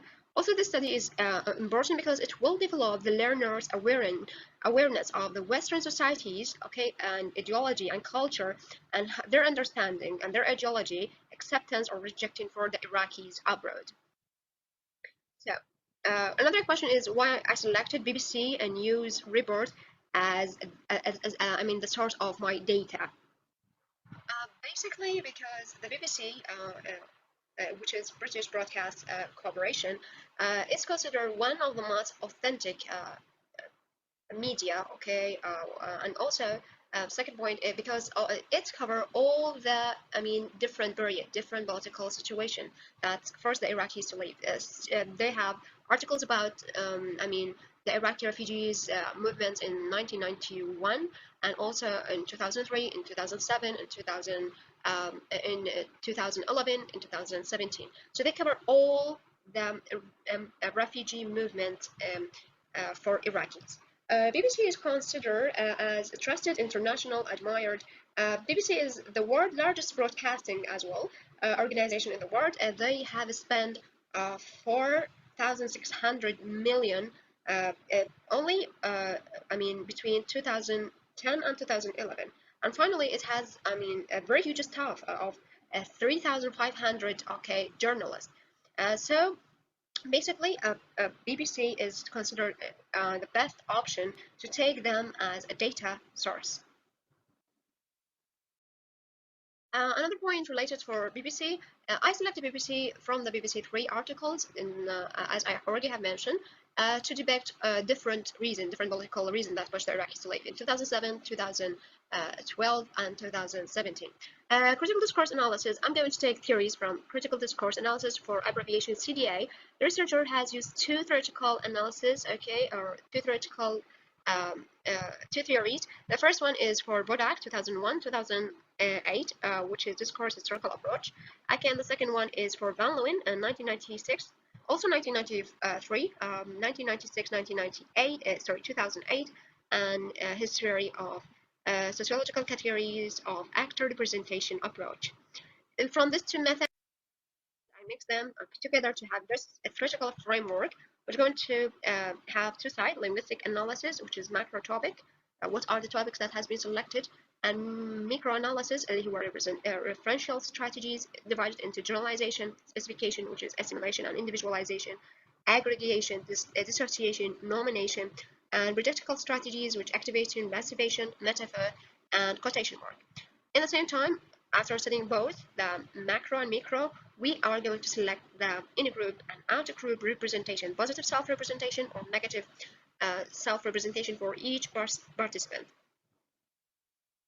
And this is another representation for the theoretical framework, representing how I'm going to start with the analysis from the discourse historical approach. Okay, then I'm going to shift, okay, for the macro levels. In conclusion, we have the main topic that has been found in the three articles is a little bit, I mean, not different totally, but the Iraqi refugees has been studied or considered as victim. And the first article, because they are victim for all the oppression, okay, of the war, they are the victim of, I mean, the sectarian war in 2007. So they have been forced, 4.5 million people has been forced to leave Iraq, okay, for Syria and Jordan, and even Syria and Jordan at that time. They are not rich countries, they are poor, they lack jobs, okay, they have many economical situations, but they welcome Iraqis and do as much as they can to support Iraqis. So this is in the first article. Second article, the Iraqis has been represented as victim, but for the Dutch government, because the Dutch government refused to give them the refugees, okay, and they put them in camps for 3 months. Then they forced them to leave Iraq, to leave the Netherlands, by using force and 100 policemen surrounding a very small group of refugees. And they arrest a lot, 21 refugees in addition for 7, people who are, Dutch, but they had the sympathy for those poor refugees because they have nowhere to go.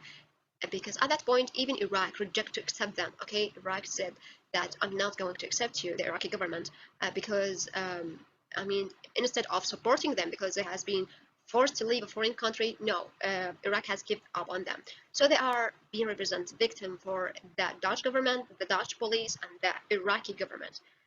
They also represent as a source of danger and threat, and this can be found in the last case study for when Trump has banned 7 Muslim countries, among them Iraq, because he considered Iraqi refugees as a source for threat. And the authority, it is one of the main taboo because UN is one of the source of authorities. Saddam Hussein is one of the causes of authority that push Iraqis to leave. The US force, okay, or US troops after 2003. Also one of the sources that of authority, the Dutch government, the Iraqi government, okay. All this is authorities has a great role to play in the life of those refugees. The second, the BBC News report represents Iraqi refugees neutrally in the majorities of the selected case study. Okay, what I mean about that, because even in Europe, in the article, the second article we have, which is they has represent the Dutch government, okay, in a negative way, and they have the sympathy for the Iraqi refugees. So they are neutral, okay. They did not, put the Dutch government because it is a European country above other, and say, yeah, what they do is right because. No, they was neutral, and they represent the Iraqi refugees in sometimes as victim in the first and second case study, and in the last as a source of danger and threat, because according to Trump, it is a source of danger and threat. Finally, BBC represent the Iraqi refugees as victim, not as tourists. Yeah, basically from the 3 articles only one has represented them as terrorists and two has been represented as victims. For this point, thank you very much. Okay, there's a lot to say about this topic more, but this is the most the abbreviate, the shortcut or the summary for the paper. Thank you. Thank you so much, Dr. Doa, for your wonderful video presentation. Also, would you like to add something here? No, thank you. I think that this is very enough. If there's any question, I'm welcome to answer it. All right. So if anybody has any questions, please write it in the chat box. The speaker will try to answer you there. And now we'll move forward towards our conference. So our next presenter is Ketsuki Ora, College of Business Administration, Ritsumeikan University, Osaka, Japan.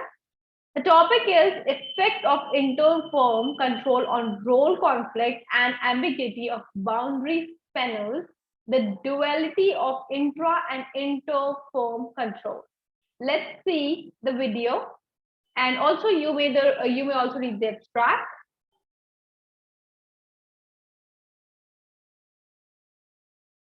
Now we'll see the video.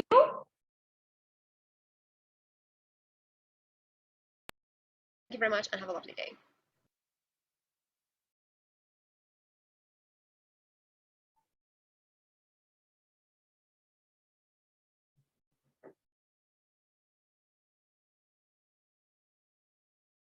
My name is Oura Keisuke. I usually work at Japanese university named Ritsumeikan University.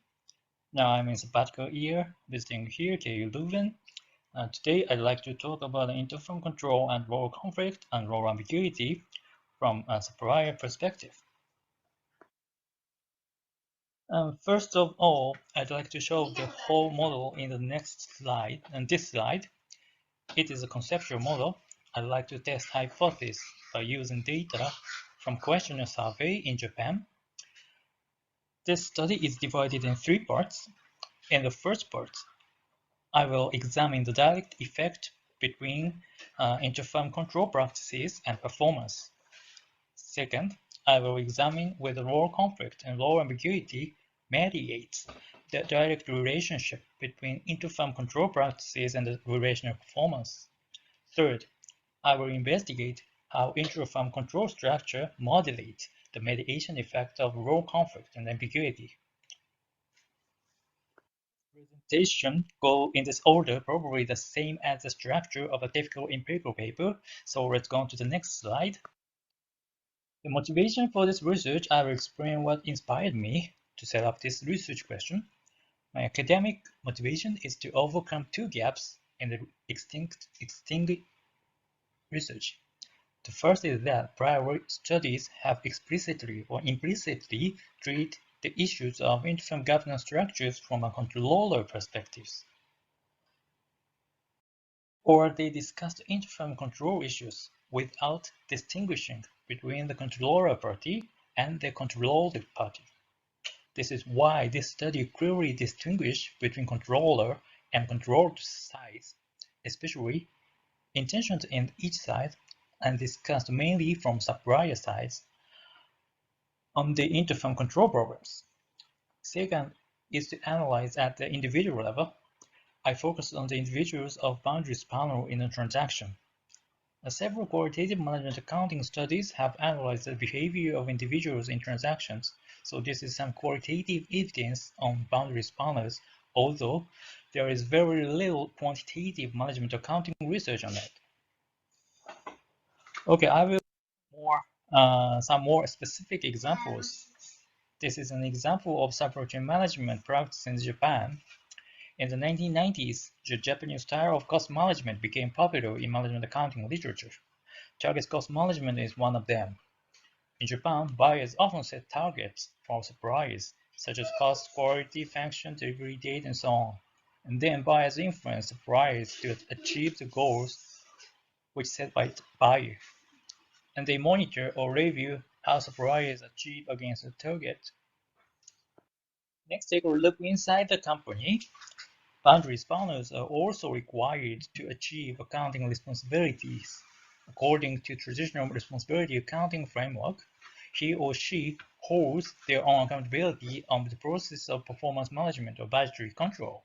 So we can see the supplier side boundary spanners are exposed to the influences of both intra and interfirm control practices. In other words, they're often subject to overlap and interfirm management control structures. Therefore, the purpose of this study is to capture the effect of overlapping management control on supplier boundary spanners, which interact with intra and interfirm control practices.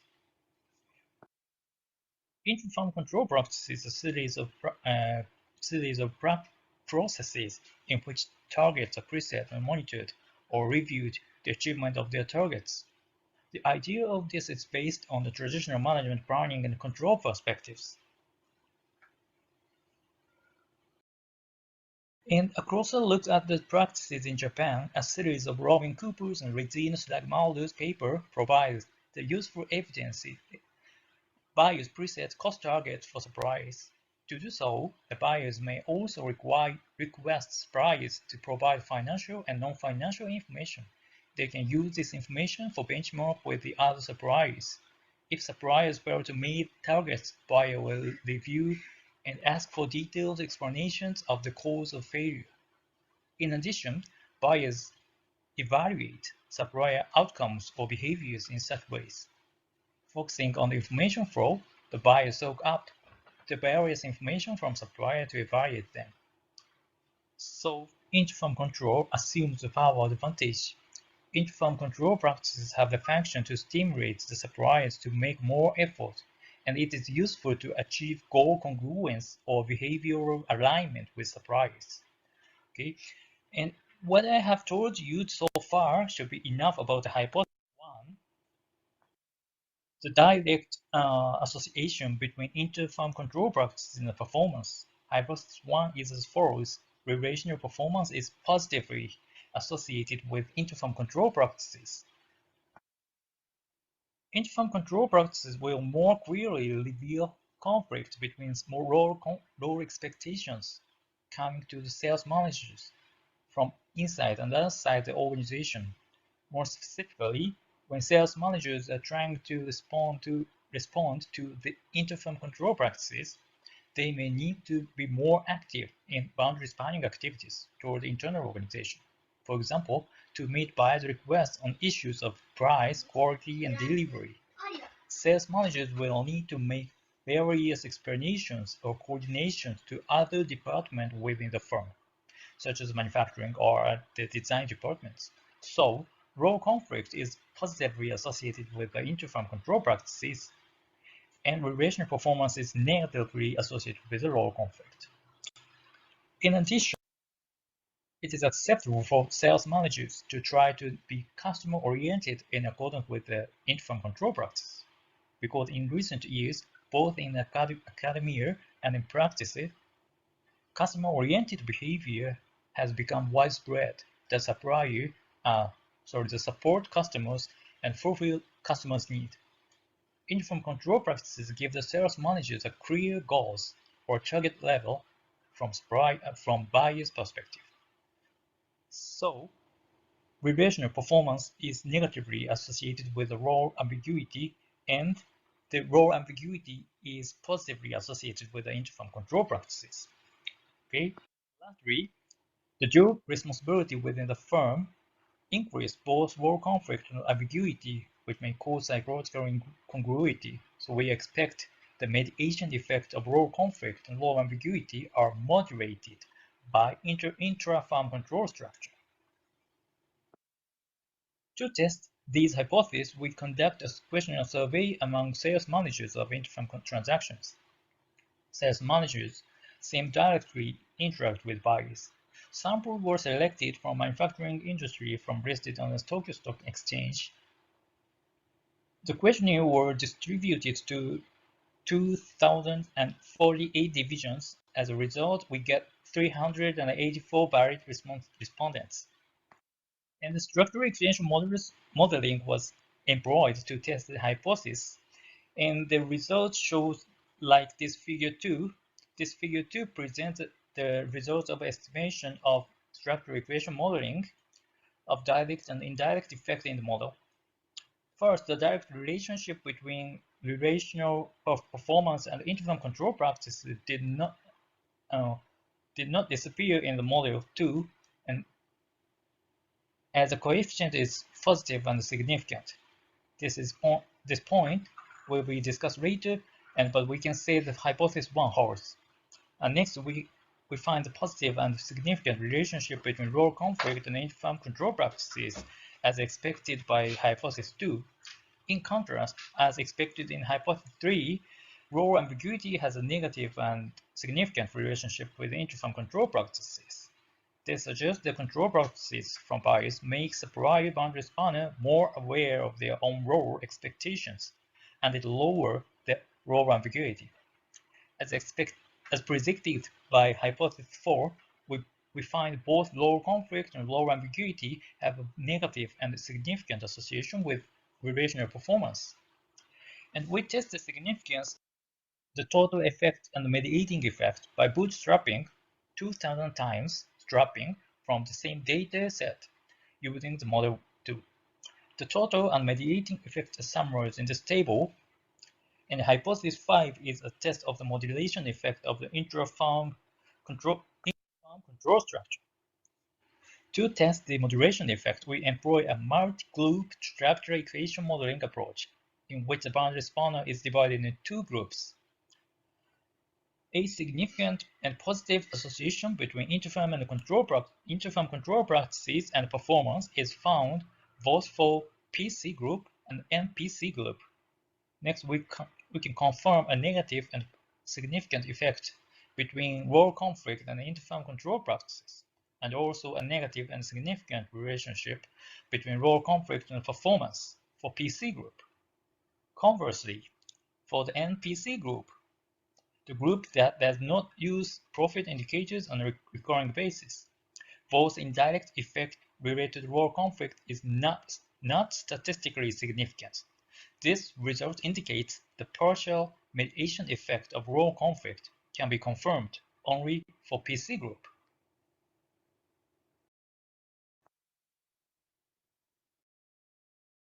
In conclusion, focusing on the supply boundary spanners, this study examined the effects of interfirm control practices on relational performance among buyer and supplier through the mediation effect of role conflict and low ambiguity held by supply boundary spanners. The survey results provide several empirical evidence about the role conflict and ambiguity of supply boundary spanners that is enhanced by the controlling practices by buyers. Our findings suggest that the low conflict and low ambiguity have a different mediation effect. Low conflict is more facilitated by interfirm control practices and has a negative impact on the supplier's relational performance. On the other hand, role ambiguity is more mitigated by interfirm control practices, which suppress any negative impact on the supplier's relational performance. So we have identified a partial mediation effect in this study. Furthermore, our findings reveal that the modulated mediation effect of role conflict by intra-firm control structure. By implementing a stronger degree of intra-firm control practices by buyers, for departments where profit information is used as a recurrence performance indicator, sales managers of boundary spanner are caught in a dual control structure. Hence, the cause of this type of role conflict can be attributed to what we call the duality of intra and interfirm control. Notwithstanding several limitations, this study explores the role of boundary spanners in the context of interfirm control practices and provides new insights into the relationship between interfirm control and performance. Okay, that's all my presentation. Thank you, and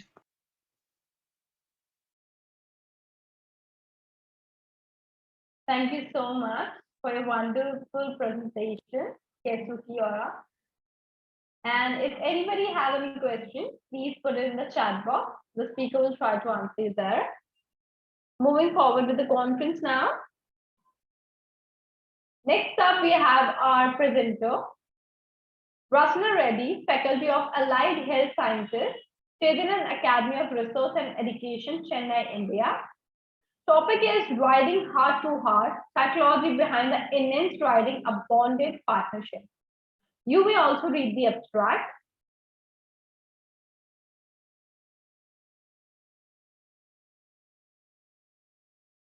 And now we'll see the video.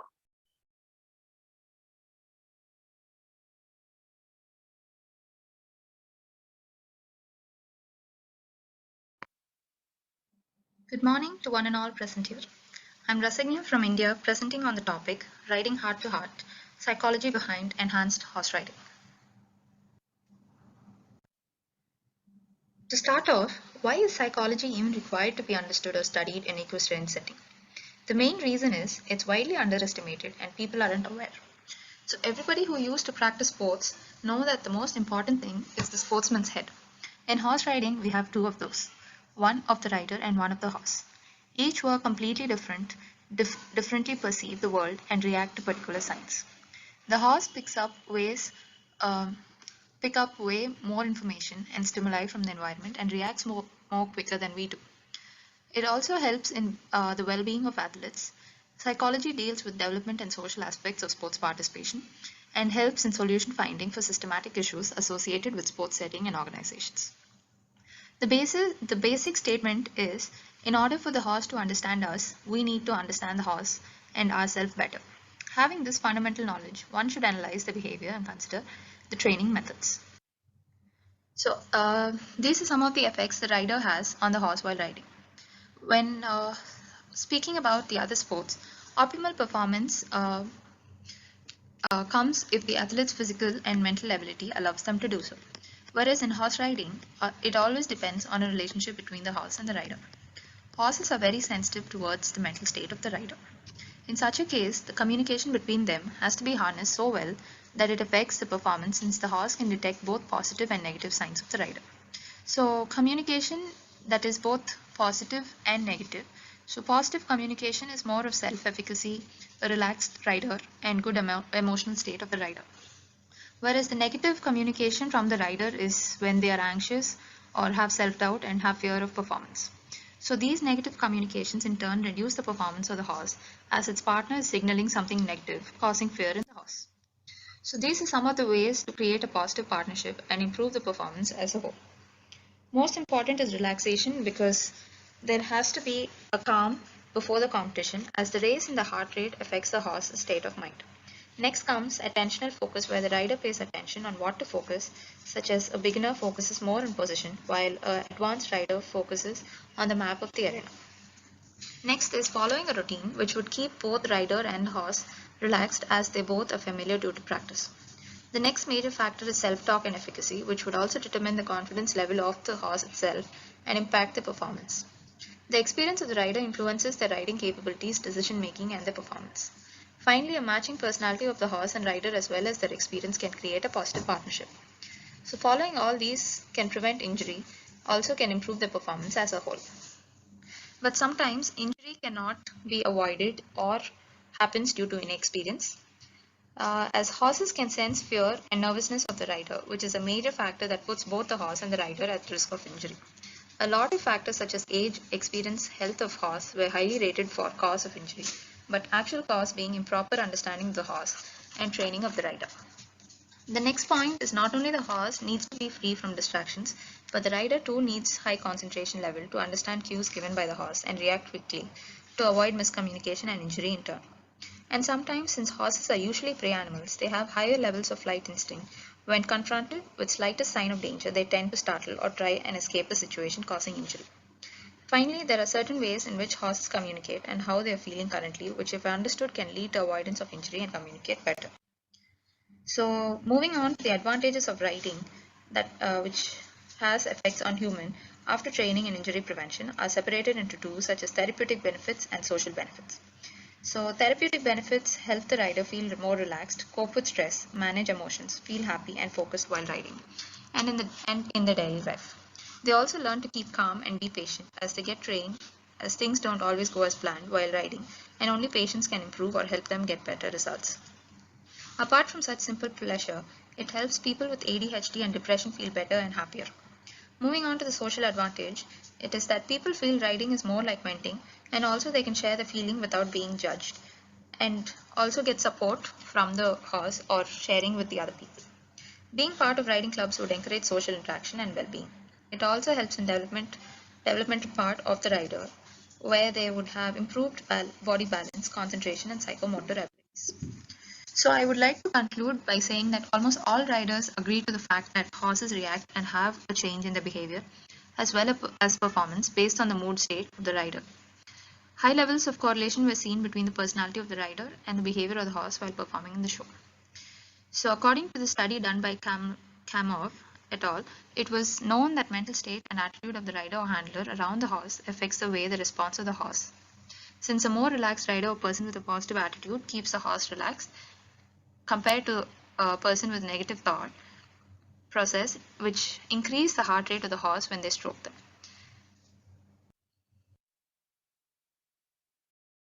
Thank you so much, Rasagna ma'am, for the wonderful video presentation. And also, if you would just like to add something here. Can you hear us, ma'am? Yes, ma'am. I think that is it. All right. Thank you so much. And also, if anybody has any questions, please put it in the chat box. The speaker will try to answer you that.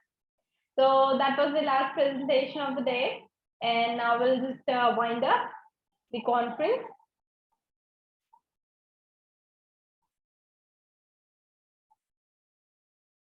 So thank you, everyone. With a great pleasure and enthusiasm, I would just like to conclude that the conference was a great success. Many people have contributed in the different ways to turn this event into a smooth running conference with a very interesting presentation. This conference has resulted in a good discussion and networking. I owe my gratitude to all the presenters and patient listeners, to the coordinators and the whole staff of Eurasia Research for their constant support. I would also like to thank all the universities and institutes who have sponsored our participants and people who have directly and indirectly contributed in the smooth conduct of conference.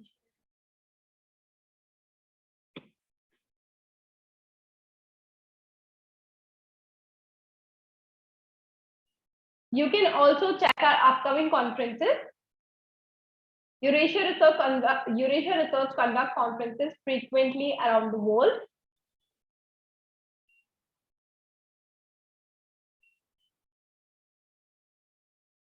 So thank you, everyone. And now I would just like to know the feedback of today's conference. So, Boguslav ma'am, can you please just share your feedback? Ma'am, you just need to unmute yourself. Sorry, again, forgot. So I'm always enjoying the opportunity of participation in this conference. I think it's a good chance for the people from different countries with different backgrounds to share their knowledge, their research. So I'm really pleased that I had this opportunity. Thank you so much, ma'am. We are so honored to have you here. Professor Kathleen, would you like to drop your feedback? Yes, thank you so much for the wonderful conference. I enjoyed the whole day, so it was very nice. Thank you. You're most welcome, ma'am. Dr. Doa, can you hear us? Yeah. Thank you very much. It was a great meeting, great presentations. I really like the part that you do all the presentation in video form to prevent any internet connection mistakes or whatever. And this is very good step. And thank you for all the presenters. It was a great meeting. I hope to repeat it again. Thank you so much. Thank you so much, Dr. Doa. So thank you everyone for attending the conference. Have a wonderful day ahead. Bye-bye all. Thank you. Bye. Bye-bye. Bye. Have a lovely day. You too.